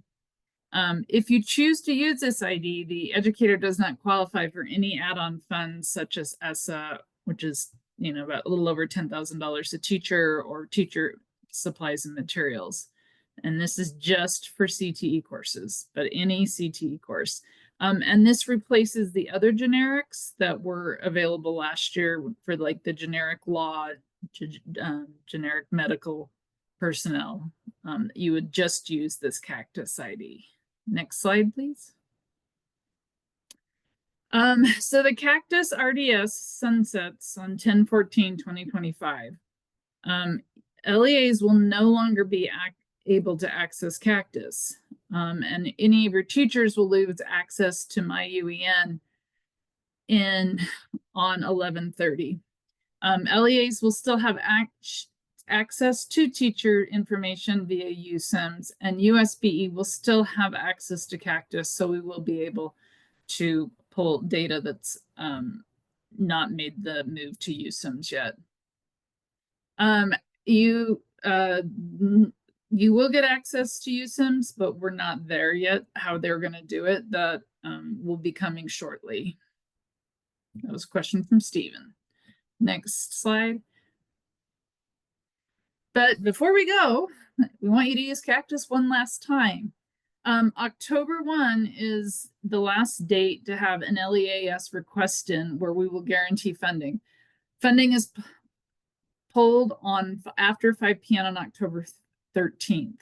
After October 1st, we will still continue to work on them. So if you put them in October 2nd, we'll probably get them done. If you have requested one for an educator and we have not processed it yet, like after October 1st, double check the following things. Ethics is less than a year old from the request date. The background has cleared, and the check your board approval date. We had a couple last year that they put their board approval date in way past. One of them was in 2028. The board approval date has to be before October 13th. If all of those are true and it still hasn't processed, please email me or Jane Conway. There has been a few hiccups with USIMS forwarding background checks and updated ethics to us. So it may take us a day or two to get all that done. So if you find someone and they're like, yeah, it cleared, and that we still don't know it, or if they did their fingerprints 3 months ago and we still haven't got any notification, please let us know. The other thing is that I don't think I put on the Shine amounts are also due by October 13th, so we can report to the legislature on them. Next slide. And that's all I had. Thank you for letting me come early.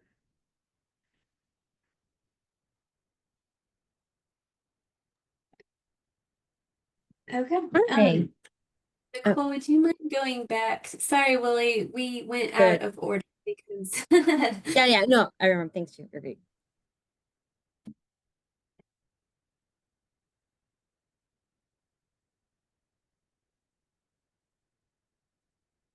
Okay, so I will, or myself and David will be talking about the graduation rate. This is kind of our longer training. So we don't have a ton of time. So we will again send out these slides, and if anyone has specific questions, you can reach out to myself and David. We'll try to keep the time in mind, but also give you the information you need. Next slide.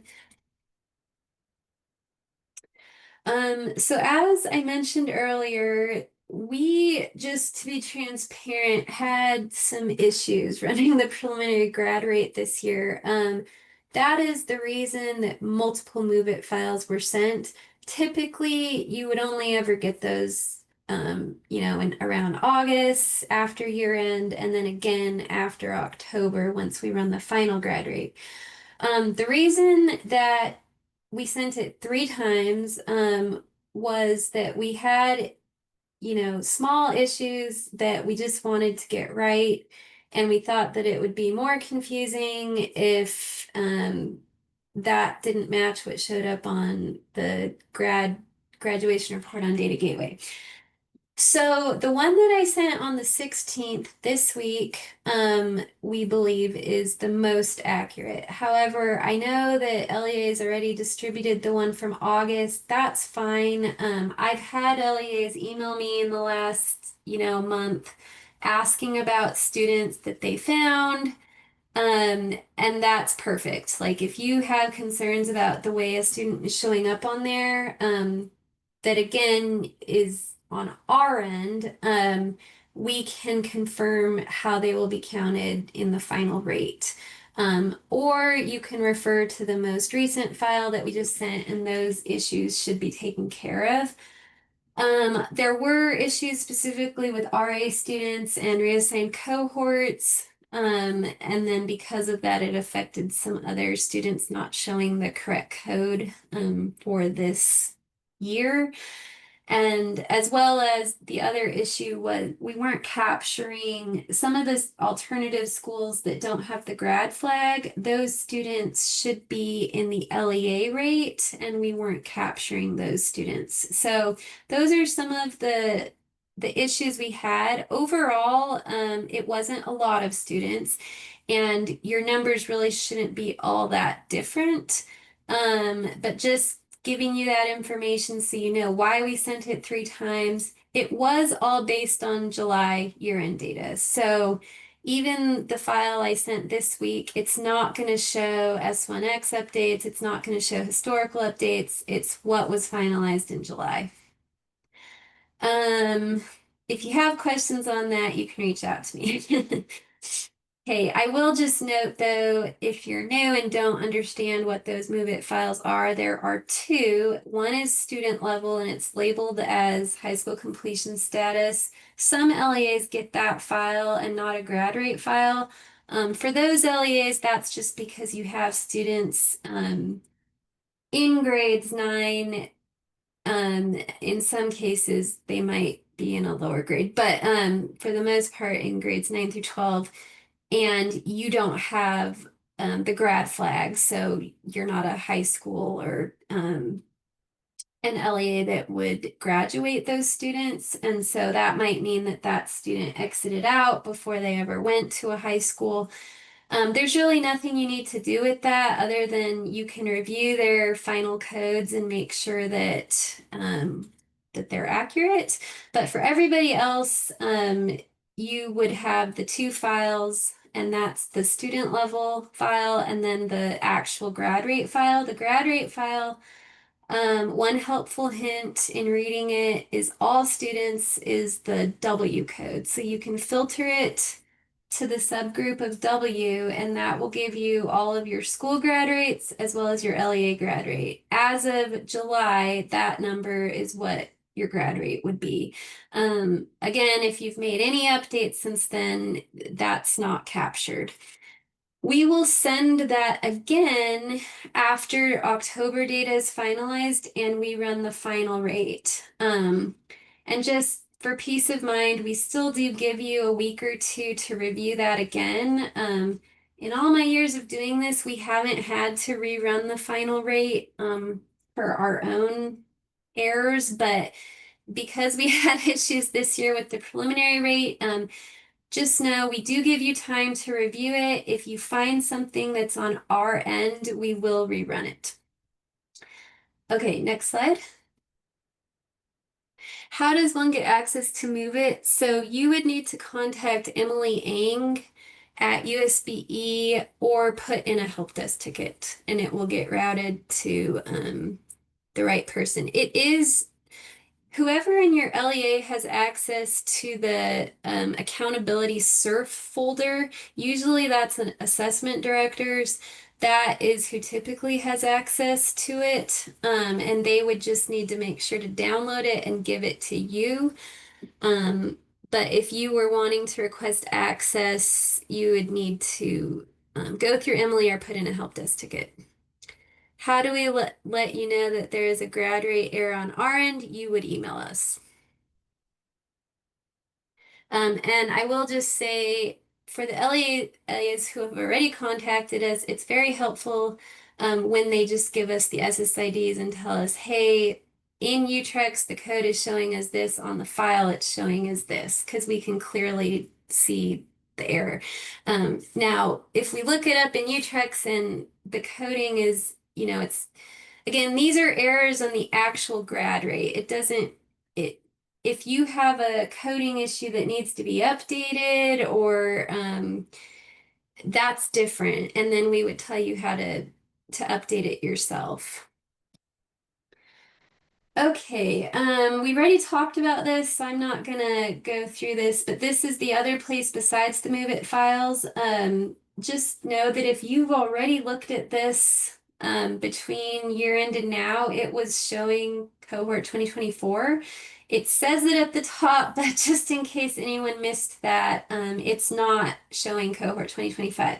I will send an email once that is done. I expect it, the ticket's in with ops, so I would expect it by tomorrow or Monday for that to be updated to cohort 2025. And again, the only way you would see that is if you have the right role in Data Gateway. So that is the graduation LEA user role. So if you don't have that role, you would not be able to see this Data Gateway report. Oh, someone just said it shows 2025. So that's awesome. That means that it went through, if that is true. Great. Okay, next slide. Okay, we already talked about these issues. We can keep going. I think maybe we went backwards. Okay, again, if you need access to either the USBE report or the graduation preview report, those are the two graduation reports listed under the My Tools dropdown in Data Gateway. It means that you don't have the right role. That is the graduation user role. Your LEA admin can give you that, or you can contact me or Stephanie or Aaron can all give you that as well, but we do prefer you go through your LEA admin. Okay, next slide. And it was kind of mentioned the access to Move It, even though I can send the files and Move It, I can't actually do anything with accounts. So I can't see who has a Move It account in your LEA. I can't give you that access. So that's something that you would actually have to put in a ticket for. And others are saying it's still 2024. So yeah, just make sure there is a different graduation report under year-round reports, and that is not the one we're talking about. So yeah, the federal 4-year graduation report, that is a different report. The preview report is the one that we would direct you to, and it looks like that one has not yet switched over to 2025. So I will send an email once that's done.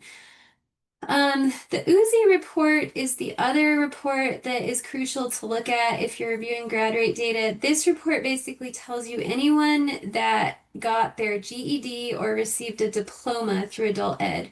That's a really important distinguishing factor because if they got a diploma, it will say on the column in that report a diploma counts as a graduate, and that is a different code than if they got their GED. A GED will count as another completer, but a diploma through adult ed will count as a graduate. So make sure that you check that. It's worth checking for anybody that exited out to go to adult ed or to take the GED.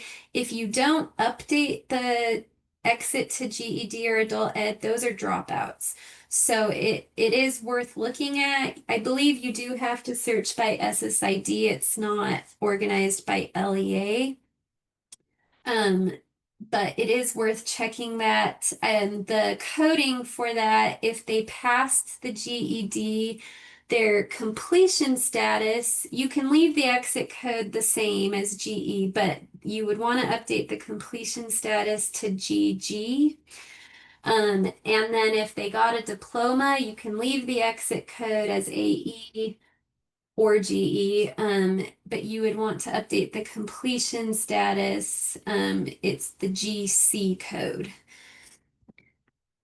We have that in here too, if you don't remember that. As was mentioned in the chat, there is another graduation report. I don't find that it's very useful, but it's the graduation for 4 years report. It's under year-round reports. The one useful thing is it shows future cohort years, so sometimes that's helpful to see students not in the current cohort year. But it's only updated after the 3 finalized periods, so it doesn't really give any new information that you wouldn't get from the Move It files. Also, the Move It files and the preview report are what we count. So if there's any discrepancy, that other report is not the source of truth. We also have the Tableau dashboards, which David does a good job at updating. And there's public versions as well as login versions where you can see your LEA and school rates. Okay, next slide.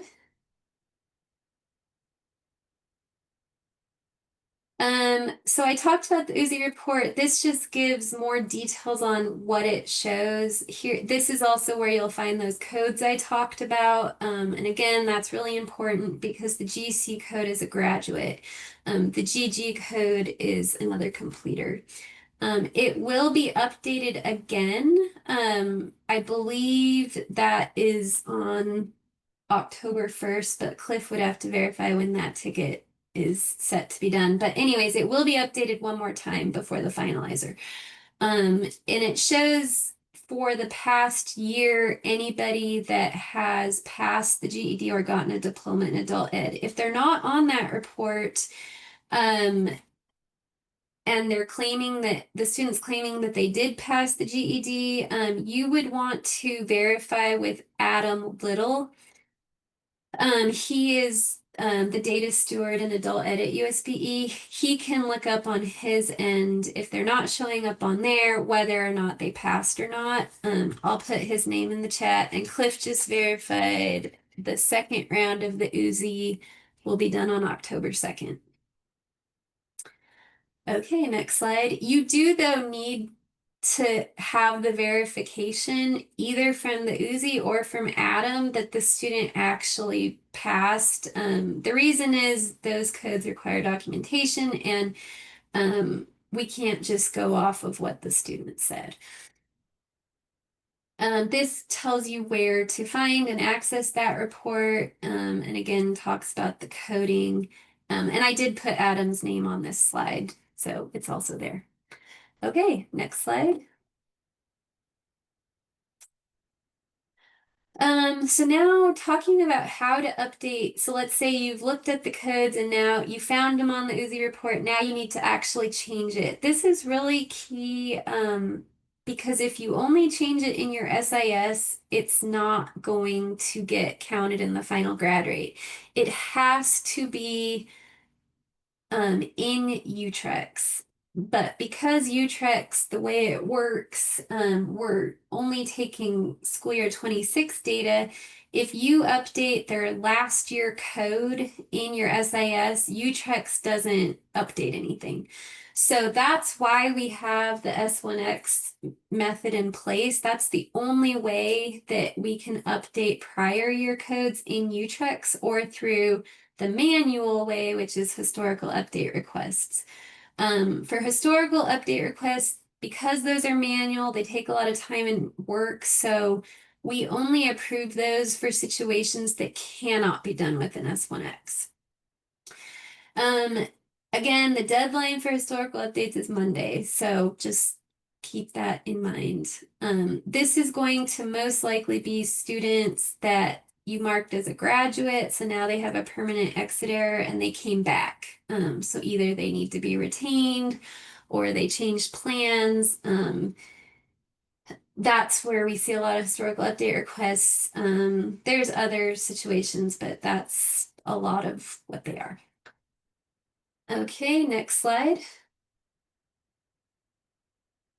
The final grad rate, as has been mentioned, will be run off of October data. That means all updates, whether it's historical updates or S1Xs, they have to be in at October. The deadline is October 6th.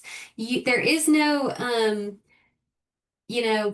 earlier deadline for S1Xs. You can submit those up until October 6th. So that's one advantage. Historical updates have a tighter window.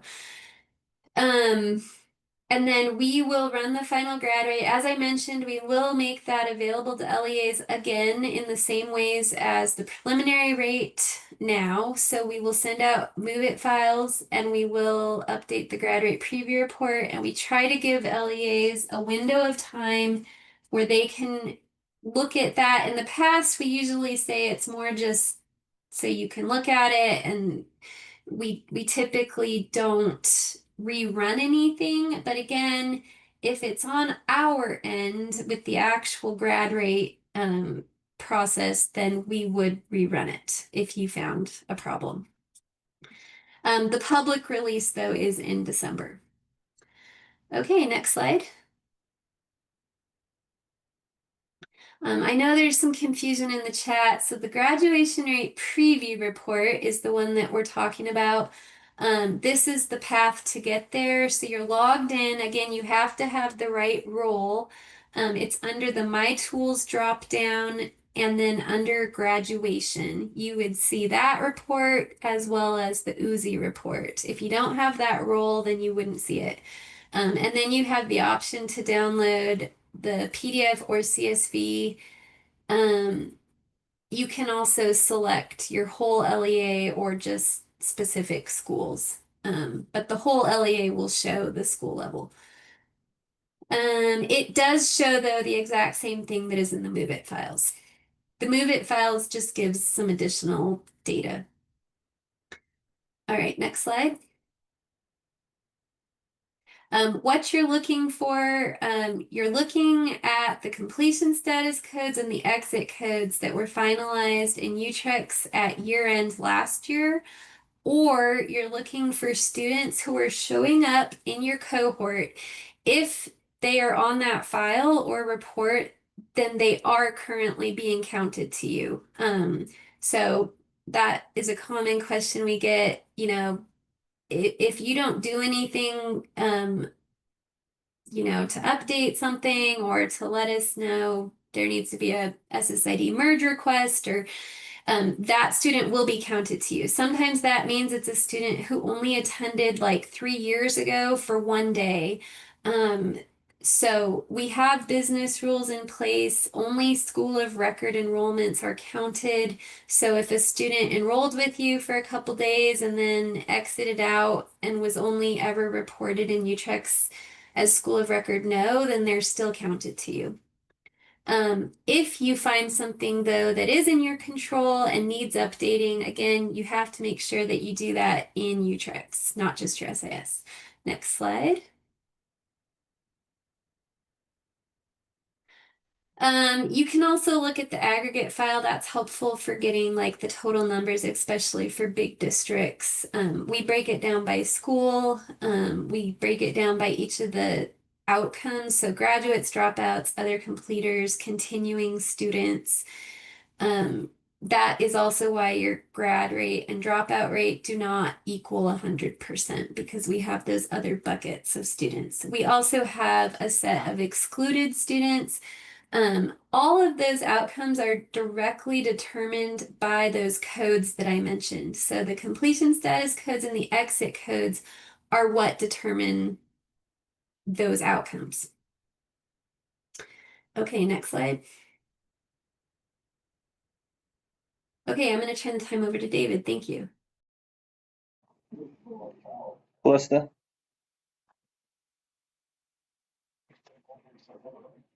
Yes.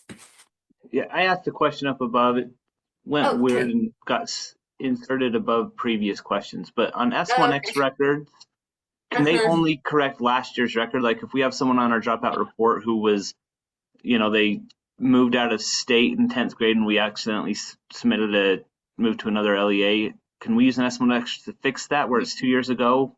Or does that have to be a historical update? Update the most recent record in Utrecht. So if that was 3 years ago, then it will update that record. Okay. Thank you. Yep.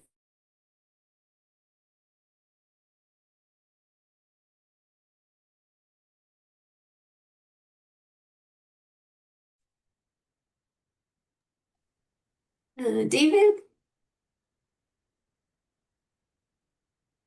Okay. So the graduation rate, as you may know, is based off the data that you've entered into your SIS system that gets submitted to Utrecht.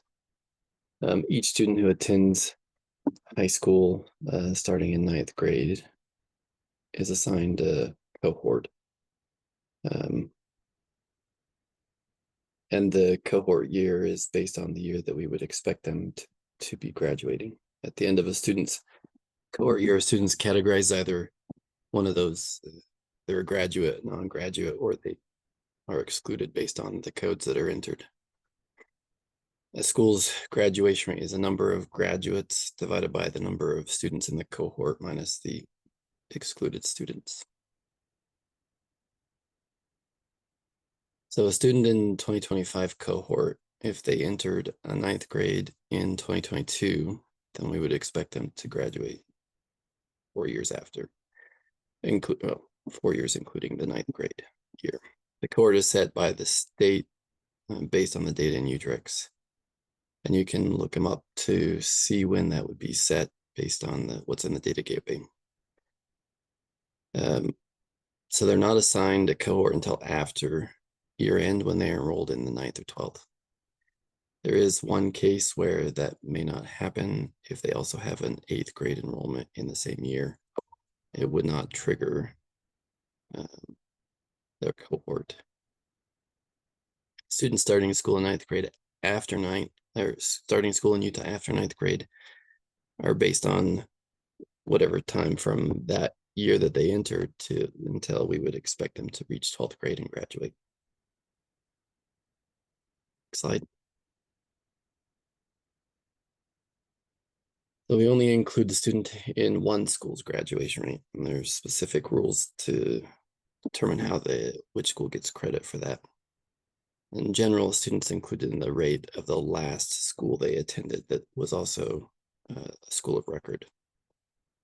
So we have the tiebreakers, and here's a couple of them here. As it shows that school of record, if it's marked as no, the student will not be, that record will not be used in the graduation calculations. And I just, the last point there I already talked about. The next slide, please. Here's just some examples. I'm not going to go through all of them, but they'll be there for you to reference when we send out the slides. So yeah, next slide.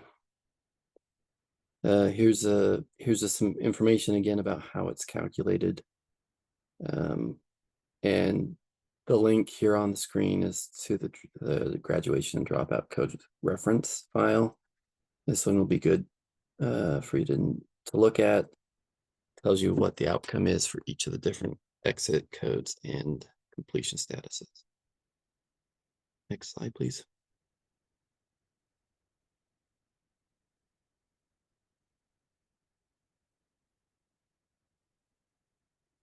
And this is just some basic information about how the graduation rate and the dropout rates are calculated.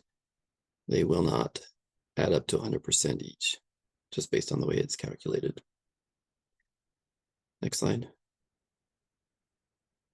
Cohort dropouts are different from event or single year dropouts. Event dropouts, how many students who started the school year that dropped out. We calculate that rate, and the special ed event dropout report shows single year dropouts for specifically for special ed students. You can update prior exit codes and UTRICs for event dropouts in the same way you would update cohort dropouts. Next slide. So updates from your SIS to UTRICs can be made to your current year data. After the rollover, then there's 2 different ways that you can do this. So to update the graduation data for a student in 2025 is no longer enrolled in your LEA, you must submit an S1X update. For data that cannot be updated in S1X, you must submit a historical update through the request form on the data gateway. Hey, David, and I'll just mention on that, because I've gotten this question recently, that form is associated with a data gateway role, so not just anybody in the LEA can submit those. Only the LEA admin role will be able to view and submit those. So just an FYI, the LEA admin is who has access to that form. Okay. Next slide, please. Here's just some basic information about codes that turn into dropouts if they're not updated by October. We don't need to go through them all, just for your reference, you can look back at this later. These ones are that turn into dropouts also. Next slide. So these are ones that may turn into dropouts. So if they did not re-enroll or enrolls as a school record no in another LEA after exiting with one of these codes, they will turn into dropouts. Next slide. Here's a list of for your reference of excluded codes. And the PDF that I referenced earlier has all of this as well. So that one may be easier because it has it all in one spot. Yeah, thanks, David. Just real quick, this code was talked about by LEA at year end. We're just bringing it up because it's a new code. We don't really have time to gather feedback. So if you want to put in the chat, we're just curious if your SIS is able to submit it. We knew that some Aspire could not submit this at year end, and so there were 0 AS exit codes in UTREX, like for the whole state. So we're just trying to get feedback if this is just because it's new, SISs can't submit it yet, or if there truly are no students. And it looks like Infinite Campus can. If you do have a student for last year that should have been AS, and you weren't able to submit it for whatever reason in July, you will have to do a historical update for those, and we are expecting that. So again, if they should have been AS in 2025, you just know you'll have to do a historical update. And thank you for the confirmation on those 2 SISs. Okay, next slide. Okay, unfortunately, we're not going to have time to go through these next set of slides extensively. We kind of have mentioned them, and we'll send all of this information out. For those that have been doing this for a while, I believe you probably know what an S1X and historical update are. If you're new, I would just advise you to read through these and then you can reach out to us with questions. But an S1X, if you want to go to the next slide, a brief summary of it is that you can go on to the next slide actually. The only way to get the code in Utrex for the current for the prior year in school year 2026 is to do an S1X. The reason it gets its name is it's a regular student enrollment record, S1, and then it has the X resident status. And so that's kind of where the name comes from.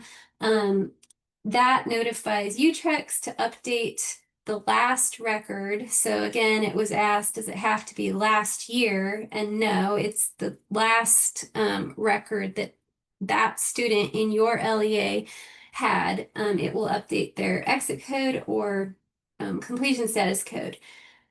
Those are just some reasons that you might make updates. Some of those will require historical updates.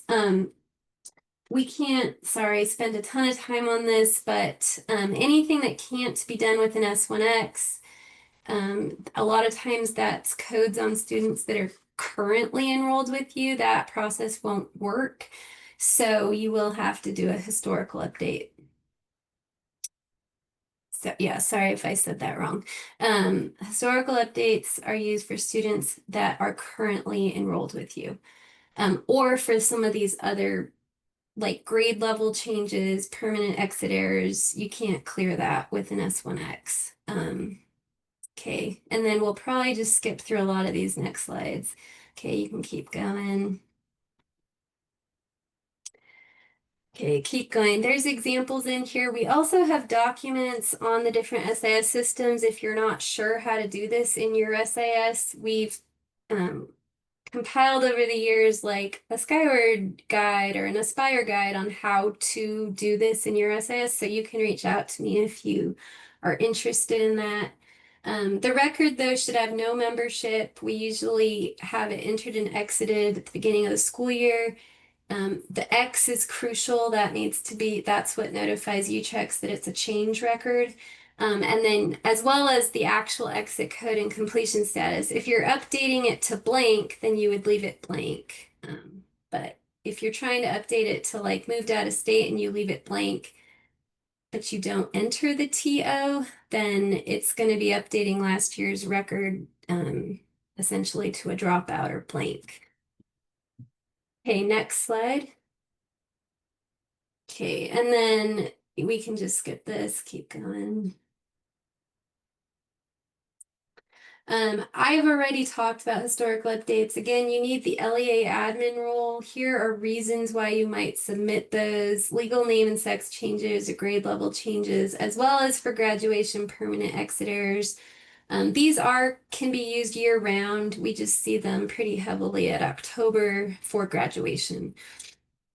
Okay, next slide. And then this goes through where you would actually submit those if you have the correct role. Okay, you can skip through. The process, it will either be approved or declined, and we usually provide notes. You can either email us back or just update the request itself if we're asking for more information. One note I will say is that if it's approved, that doesn't mean it's done. It doesn't actually get done until the status shows completed, and it will send an email to you when that actually gets completed. Okay, next slide. Okay, and then again, the deadline for these is Monday. Okay, next slide.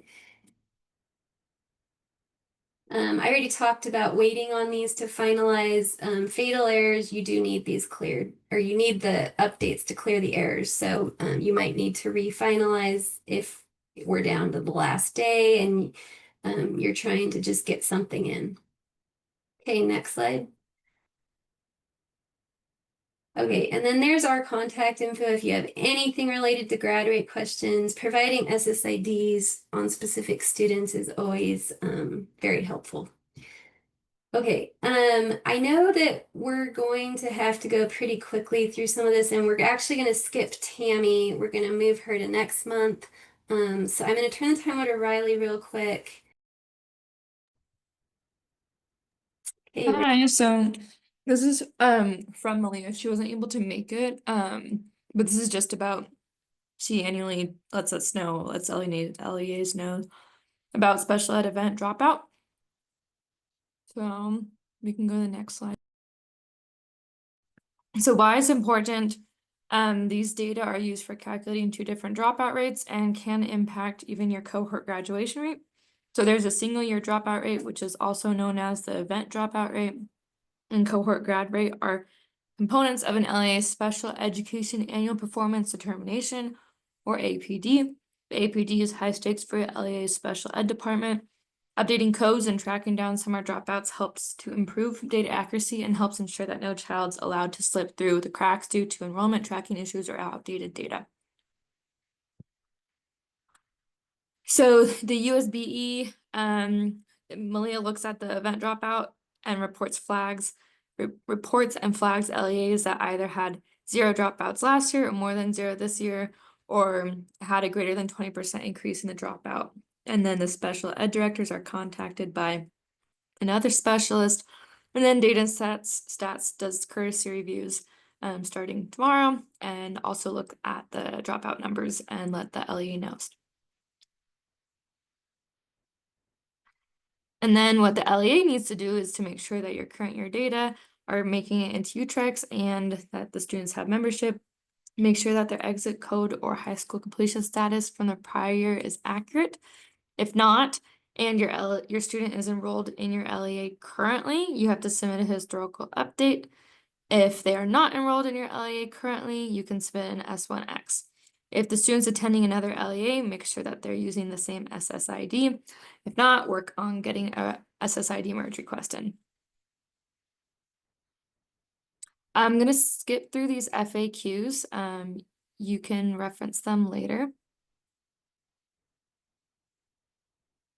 And then this is just to show that in the last few years, a lot of the work being done by USBE and LEAs has really helped to reduce the number of SPED event dropout counts. So, looking at 2025, there's currently 21 or almost 2,200 SPED students who have dropped out, and hopefully we can reduce that number after the October deadline.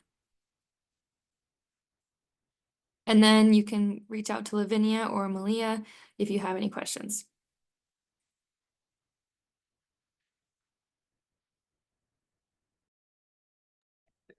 okay, I know Tammy has said she doesn't have anything that's pertinent for October, so we're gonna just move her to next month's meeting. And we will still send her slides out. Kristen already went. Okay, Willie, sorry, you don't have a lot of time. I will make it fast. Hi, y'all. Just a reminder, thank y'all so much for, doing your part in setting up your SISs to, accommodate the new data fields and the new infraction codes and the upcoming changes. So these were some of these that are the changes that we had shared earlier. Next slide. And then also, remember we talked about how one of the upcoming changes is adjusting so that it's easier to and more accurately being able to report the subject of these infraction code and retaliation, because right now the system only accepts students. But where I'm going with this is some of y'all actually have already set up your system, and that's great. But we are getting fatals, or I believe you are getting fatals, and that's just because, as a reminder, these are still upcoming changes, right? So it takes about 12, 18 months to get everything from nose to tail completed. So just FYI, that may be a reason why you might be seeing some of those error messages pop up. I think next slide. So just kind of as a reminder, like I probably should have put some a little thing saying upcoming in the UTREX specs. So this is again just a reminder that those are upcoming changes that actually haven't been set in stone. But also we have sent a Qualtrics EI data reporting form to LEAs at the behest of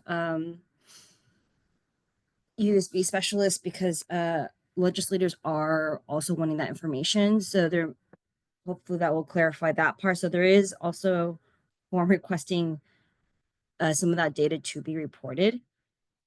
Oh, what's this? We worked with our US.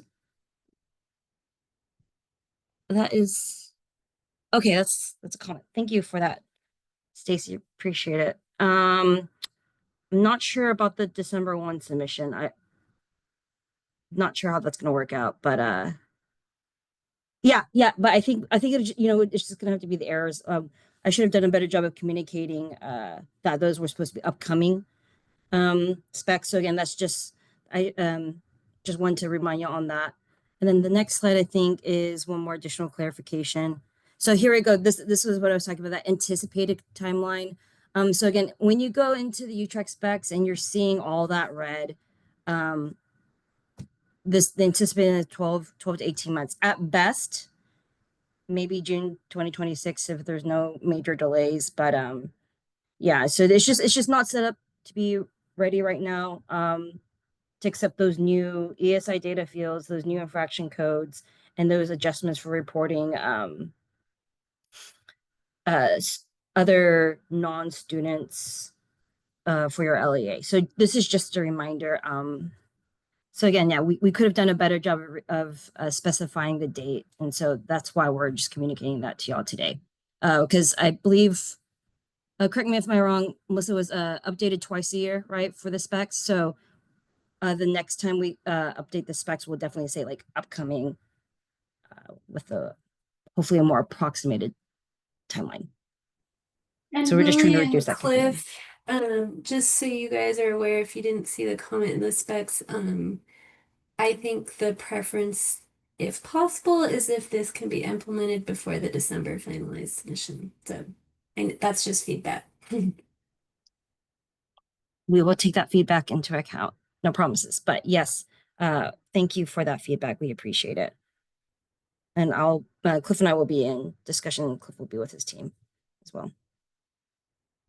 But again, we really appreciate y'all working so fast for the SISs, and we will try to do our best to, you know, fix these new things that come up. So if you have any other questions, just reach out to me or Cliff or Data Systems teams, and we'll do our best to help everyone out.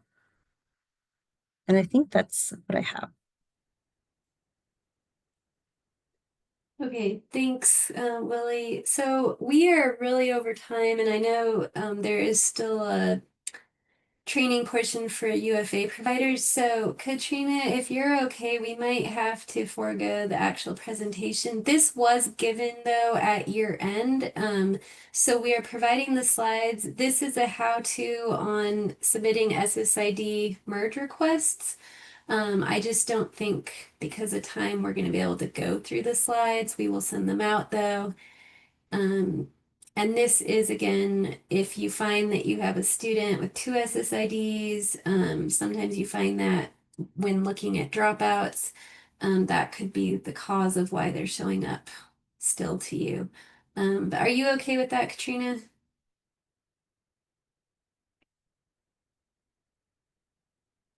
She's not on the call. Okay, well, I think she's okay with it then. Okay, I believe then Melissa, that's it. Oh, yes, this is Becky, hey. Becky. Yeah, I just have one thing to say is Okay. remember when you are sending in your mergers, make sure that everything matches that needs to, like the first name, middle, last, gender, and birth date. Otherwise, it takes time. We have to look at it, then we have to send it back to you. You guys have to fix it or have somebody else fix it. So just try and do all of that before you do send in the request. And that's all I have. Thanks, Becky. And if you are new, we will send these slides out if you're like, I don't know how to send in a merge request, but it is through the help desk. Okay, so if you want to scroll through those next slides, I believe we're at the end of the regular meeting material. I think Thank you. Yes. So at this point, if there's any last questions related to anything for October 1, graduation, anything that we've gone over, we can take those in the chat or on the call. Otherwise, you're free to drop off. And this next section is for the UFA providers only. Yes, we will send those slides quickly. We just can't promise the record. If we send the slides quickly, we may not have the recording ready, but I can send the slides as soon as tomorrow. Okay, thank you, everybody. And again, this next part is optional for everybody unless you want to be here, but it's required if you're a UFA provider. Thank you. All right, so I'm not sure. Cliff, sorry to interrupt. You're saying it's required, but I'm already 10 minutes late for a 4 o'clock meeting. Is there any way I can get whatever information? I mean, are you gonna just send this out with the rest of the slides? I'll reach out to you directly, Logan, and make sure Okay, that you appreciate get it. everything and potentially again a follow-up meeting for tomorrow for anybody who wants to have a follow-up meeting. I'll put something together and offer a time. Appreciate it. Thank you so much. Thank you. All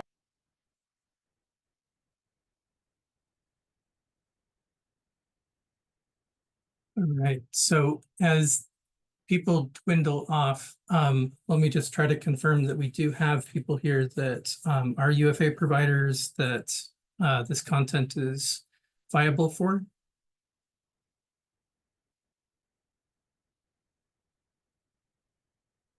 Great. All right, thank you, Michelle. So go ahead and go to the next slide. So to become a UFA provider, you actually have to apply with UFA, with Odyssey to get onto the list. And then they go through all of the requirements and processes to do so, to validate you. And then to kind of do our end of that, it would be setting up that 993 part.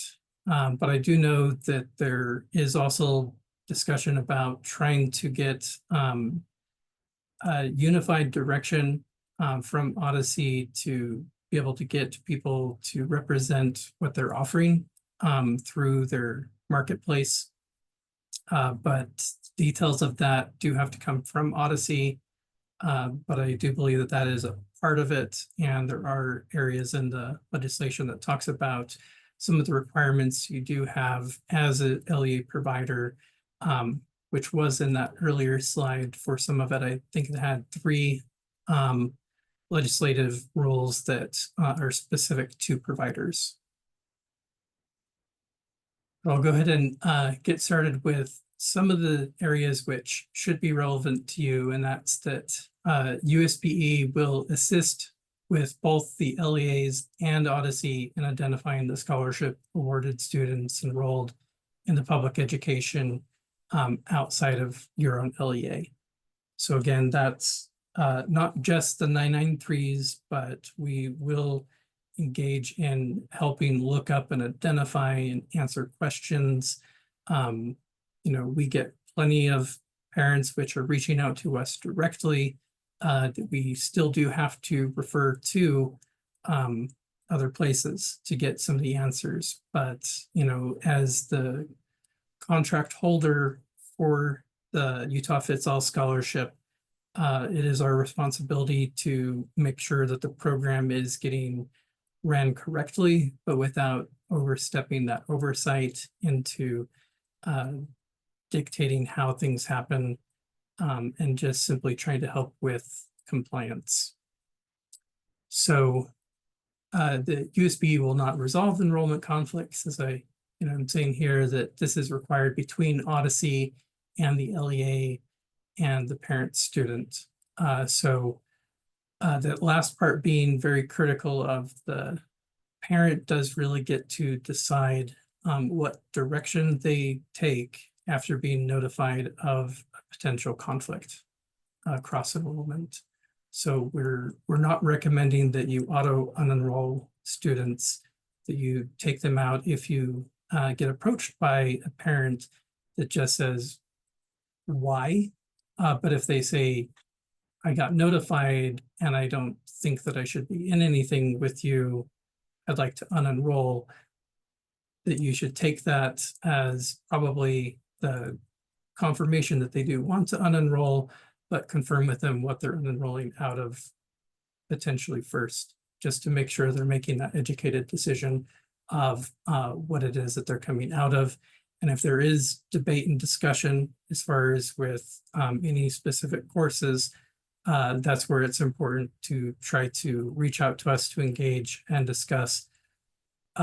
If you've set up, say, an after-school class, which should probably not be considered a public enrollment class, and that they want to take this extracurricular, but was set up as a public enrollment, that's where we probably need to get together and discuss the details about it to make sure that things are going through correctly and that people aren't just getting immediately pushed out of being able to participate in things which legislatively it says they can, such as extracurricular activities. Because again, we've got a target group here. Let me just pause and ask if there's any questions on that so far.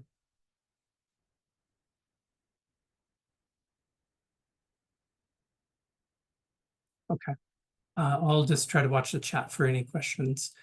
Our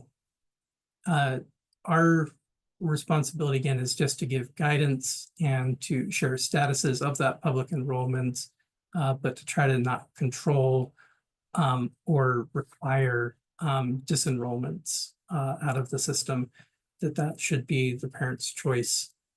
So we'll also try to give as best of guidance as we can about what the legislative requirements are, what it says should be done. And again, if there is feedback, as Logan was, providing some feedback earlier, we really do want to hear of it. We want to consider these items and do what we can to try to merge what's needed on the front end with you as LEAs providing this and what the board has asked for, and trying to help those conversations. If there is something that needs to be adjusted with the board, we need to hear that feedback to help make sure that they get that feedback. But until we do get that readjustment, our aim is going to be to try to encourage you to find a way to meet that compliance. Go to the next slide. So UFA students participating in services. I talked about this, but I wanted to make sure that that's kind of outlined as a reference point for you. This has been on earlier slides from previous months, but just to reiterate this back, that this is, again, for each of these areas here of if the enrolled student is looking for participation allowances, audition rules, athletic team participation, extracurricular activities, and co-curricular activities. Those are all things which, as a homeschool student, they would be eligible for, and that's where a lot of the legislation leans on in stating that it should be similar to what a homeschool student is offered. The catch scenario in that is, again, how it's reported to us. If it's reported to us as a public education class, we've got a potential conflict. And if we communicate well enough, we might be able to work around some of those conflicts and be able to bypass certain communications of cross-enrollment.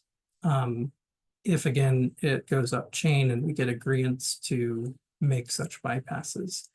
But your communication on this is critical for us to understand what's actually occurring and to make sure that we're able to try to hear the voices of the parents, your voices as well too, as far as with the complications and problems with this program, to where we can try to continue to refine it.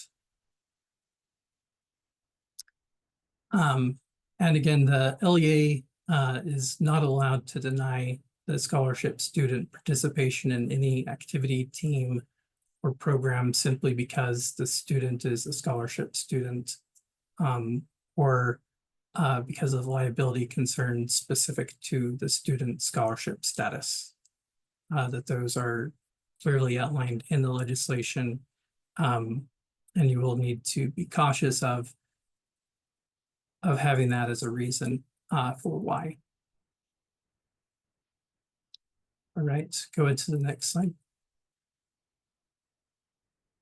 So the fee schedule and liability coverage, this, again, it aligns up mostly the same as what you have as a standard LEA provider. That this is a requirement, again, through the legislation, that you do need to actually outline all of this to where it's available for the parents. And my understanding would be is that this would be, for the most part, provided through UFA.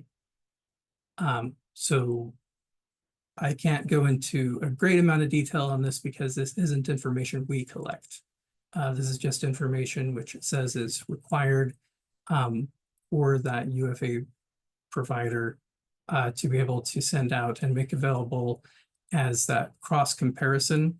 I believe the root of this legislation is to ensure that the fees aren't, well, that they're consistent, that they're not being changed to upcharge for the UFA scholarship students.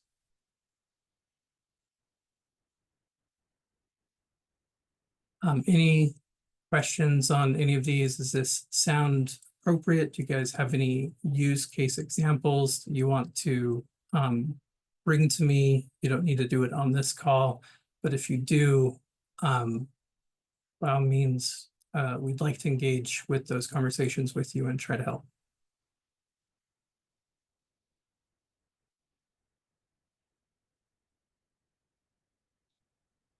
All right, go to the next slide. Okay, and I've said this many times, but just to, again, reiterate that the 993 is the crux of what we're trying to accomplish from the state for being able to help identify students accurately and to be able to eliminate a lot of the confusion that we had last year of, is a student UFA student that was being sent, or should we not send our students to UTREX? And if we don't send our students to UTREX, then how will other LEAs then know if they're enrolled in it? This is the solution that we've come up with as of this point to be able to understand what the situation is and to be able to provide the most information throughout for being able to get correct enrollments.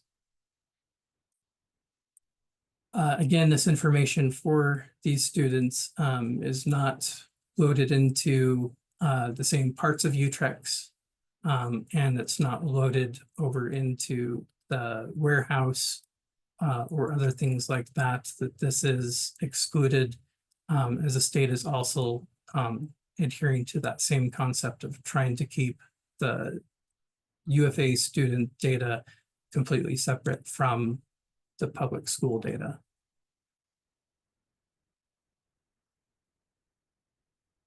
I'll go to the next slide.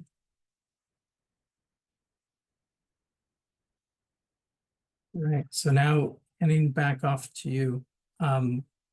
What are you experiencing, concerns, issues, anything that you would like to discuss?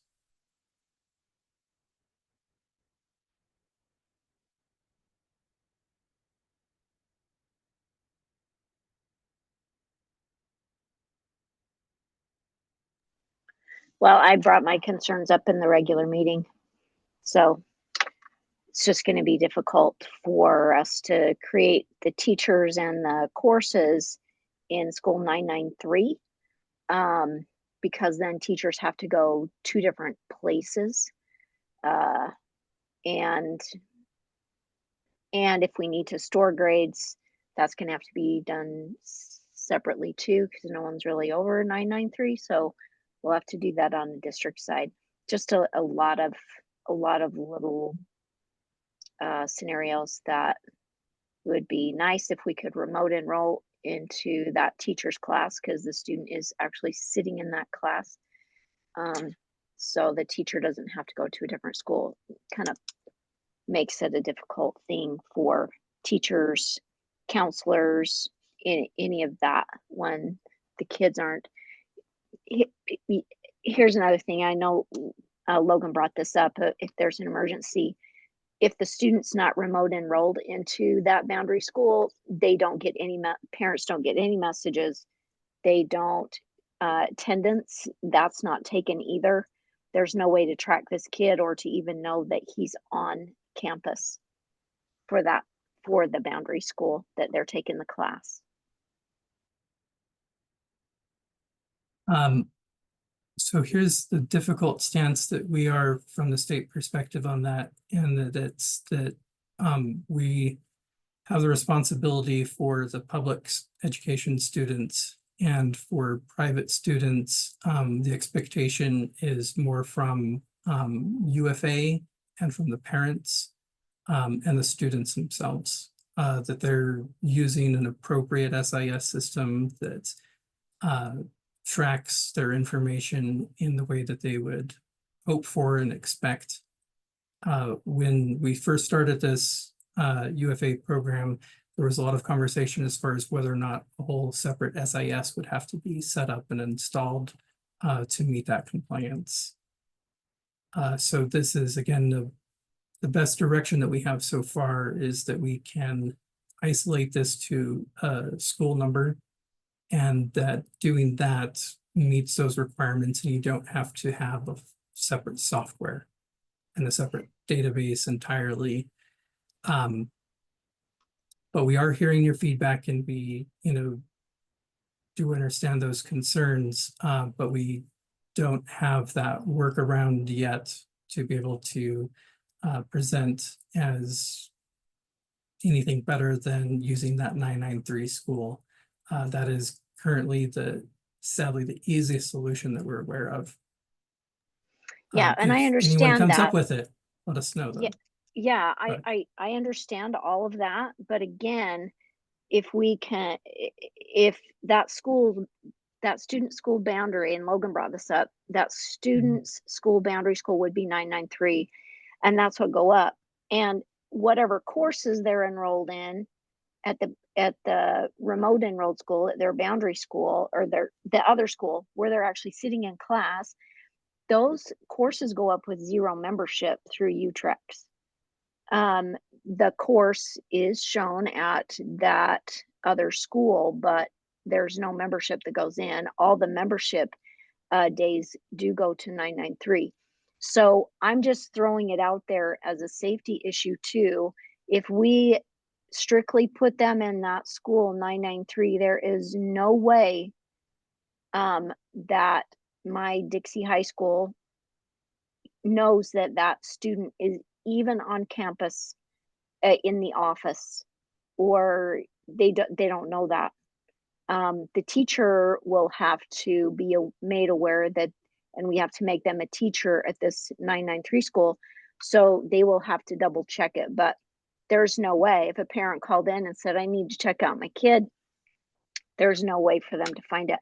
So I'm just throwing out some issues, safety issues. I think it's a problem that needs to be addressed, and we'll just have to figure it out on our end, to be in compliance. But this kind of puts a damper on even wanting to be a UFA provider, because it poses lots of issues for us. So I don't know. We'll see how things go. Yeah. I can say that one of the areas of mention there of that the teacher would need to be trained for those students who are UFA students, of having a different behavior or something they need to do differently for them. I do believe that that is something which should be expected to some regard, and that's that being a private school student attending their class, there is some privacy expectation that's expected to where there are differences in behavior, and it shouldn't be, just the same as if they were one of the other students in the class. Yes, there and will be some required discretion between the two. Yeah, and I get that, Cliff, but even when we have homeschool students that want to come in and take some courses for assessment, we have school 993, but that's exactly how we enroll them. We put them in school 990 and remote enroll them into those teacher classes. So, and they're aware of who they are. They're there as a homeschool student, and that's exactly what these UFA kids are, is a homeschool student that's wanting to come and take classes, and we're providing services for them. Even special education services, I think we also have to provide that for them also. So it makes it hard to service that, and granted, it's additional training that these people have to have access to that school. I do get that. So we'll work around it and see what's happening. But right now, I've excluded all of those UFA kids that we have from reporting to the state, so they're not even going up right now because of that issue that we've got them remote enrolled. So we're gonna have to redo some stuff because they were showing enrollment at the schools. So anyway, we'll figure it out. Yeah. So the scenario of if we don't receive the students, what that means is that, again, we're not able to provide that LEA to LEA verification, which is, again, part of our compliance that we've been requested to provide.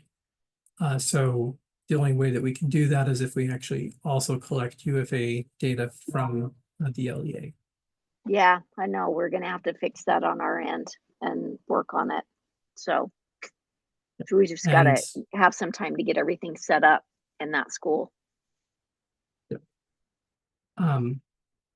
Outside of that, I would say that without that being in place right now, the expectation would be is that we are still getting enrollment from Odyssey, and those enrollments are still being cross-checked across the board. So if they do happen to be in a public education class that's being sent up to UTREX, we are going to let Odyssey know, and then they will, let the parent know. So we do have more than one check in place to try to make sure that things don't slip through the cracks, and we do the best that we can for the scholarship program. There was a question in the chat from Tammy about the 993 portion and how that's set up, or if there's written directions. I can't give you specific directions about your SIS, how to set that up, but that would be something that you would approach your SIS with, or that you would take on as a standard setting up of a new school number.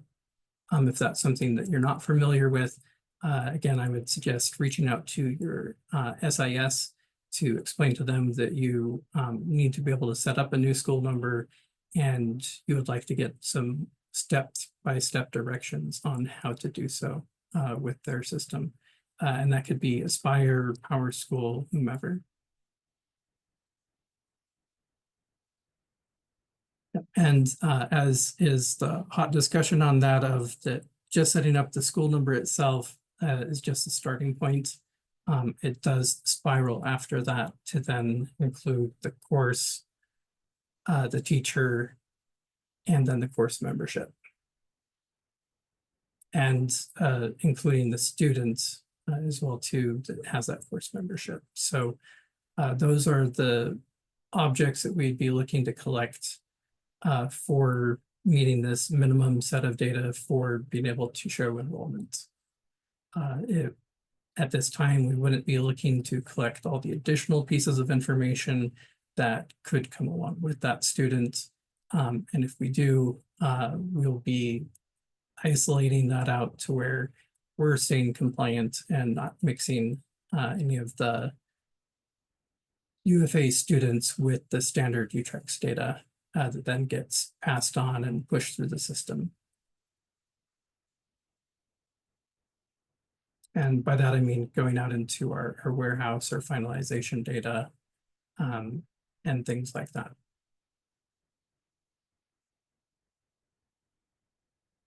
Any other questions or concerns? Do you guys want to have any sort of dedicated meeting set up for follow-up? I know that we're past time and some people may have already dropped, so I was going to offer to Logan at least, and if anyone else is interested, I can set up a follow-up meeting where you can think about it overnight and potentially come with new questions tomorrow if people would be interested.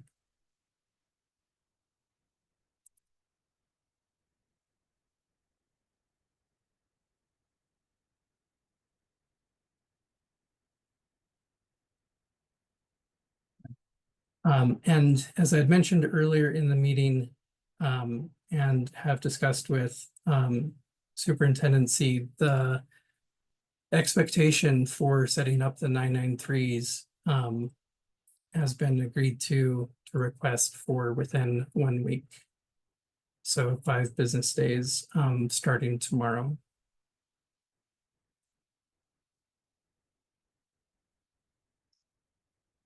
So please reach out and know, especially for those 5 days, that we are on tap for questions and trying to help resolve things and trying to get this data in place to where we have that complete accuracy in place before October 1st.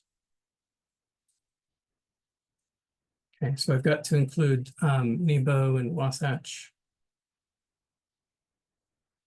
Anyone else interested in going to that? I'll probably open it up to the entire list of LEAs, which Odyssey had provided for me today that are accepted in their marketplace. So all LEA admins should get a reach out for potentially coming to that meeting tomorrow.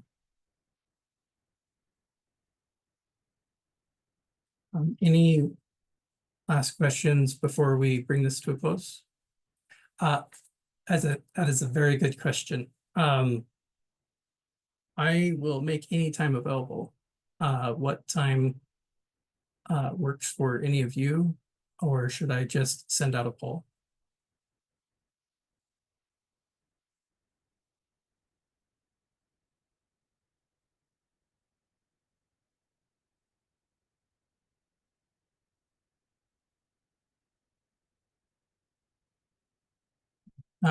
In respect for those who aren't here, I'll go ahead and get a poll sent out today to where people can take a look at that, and I'll try to lock that down by 9 o'clock tomorrow for sending out the results for that poll.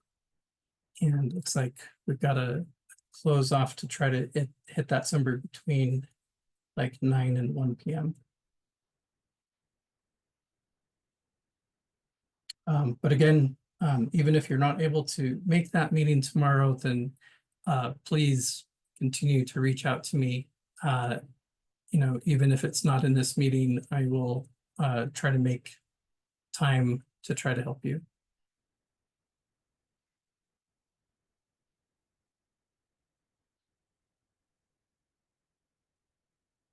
All right. Well, thank you, everyone. And I hope you have a great rest of your day.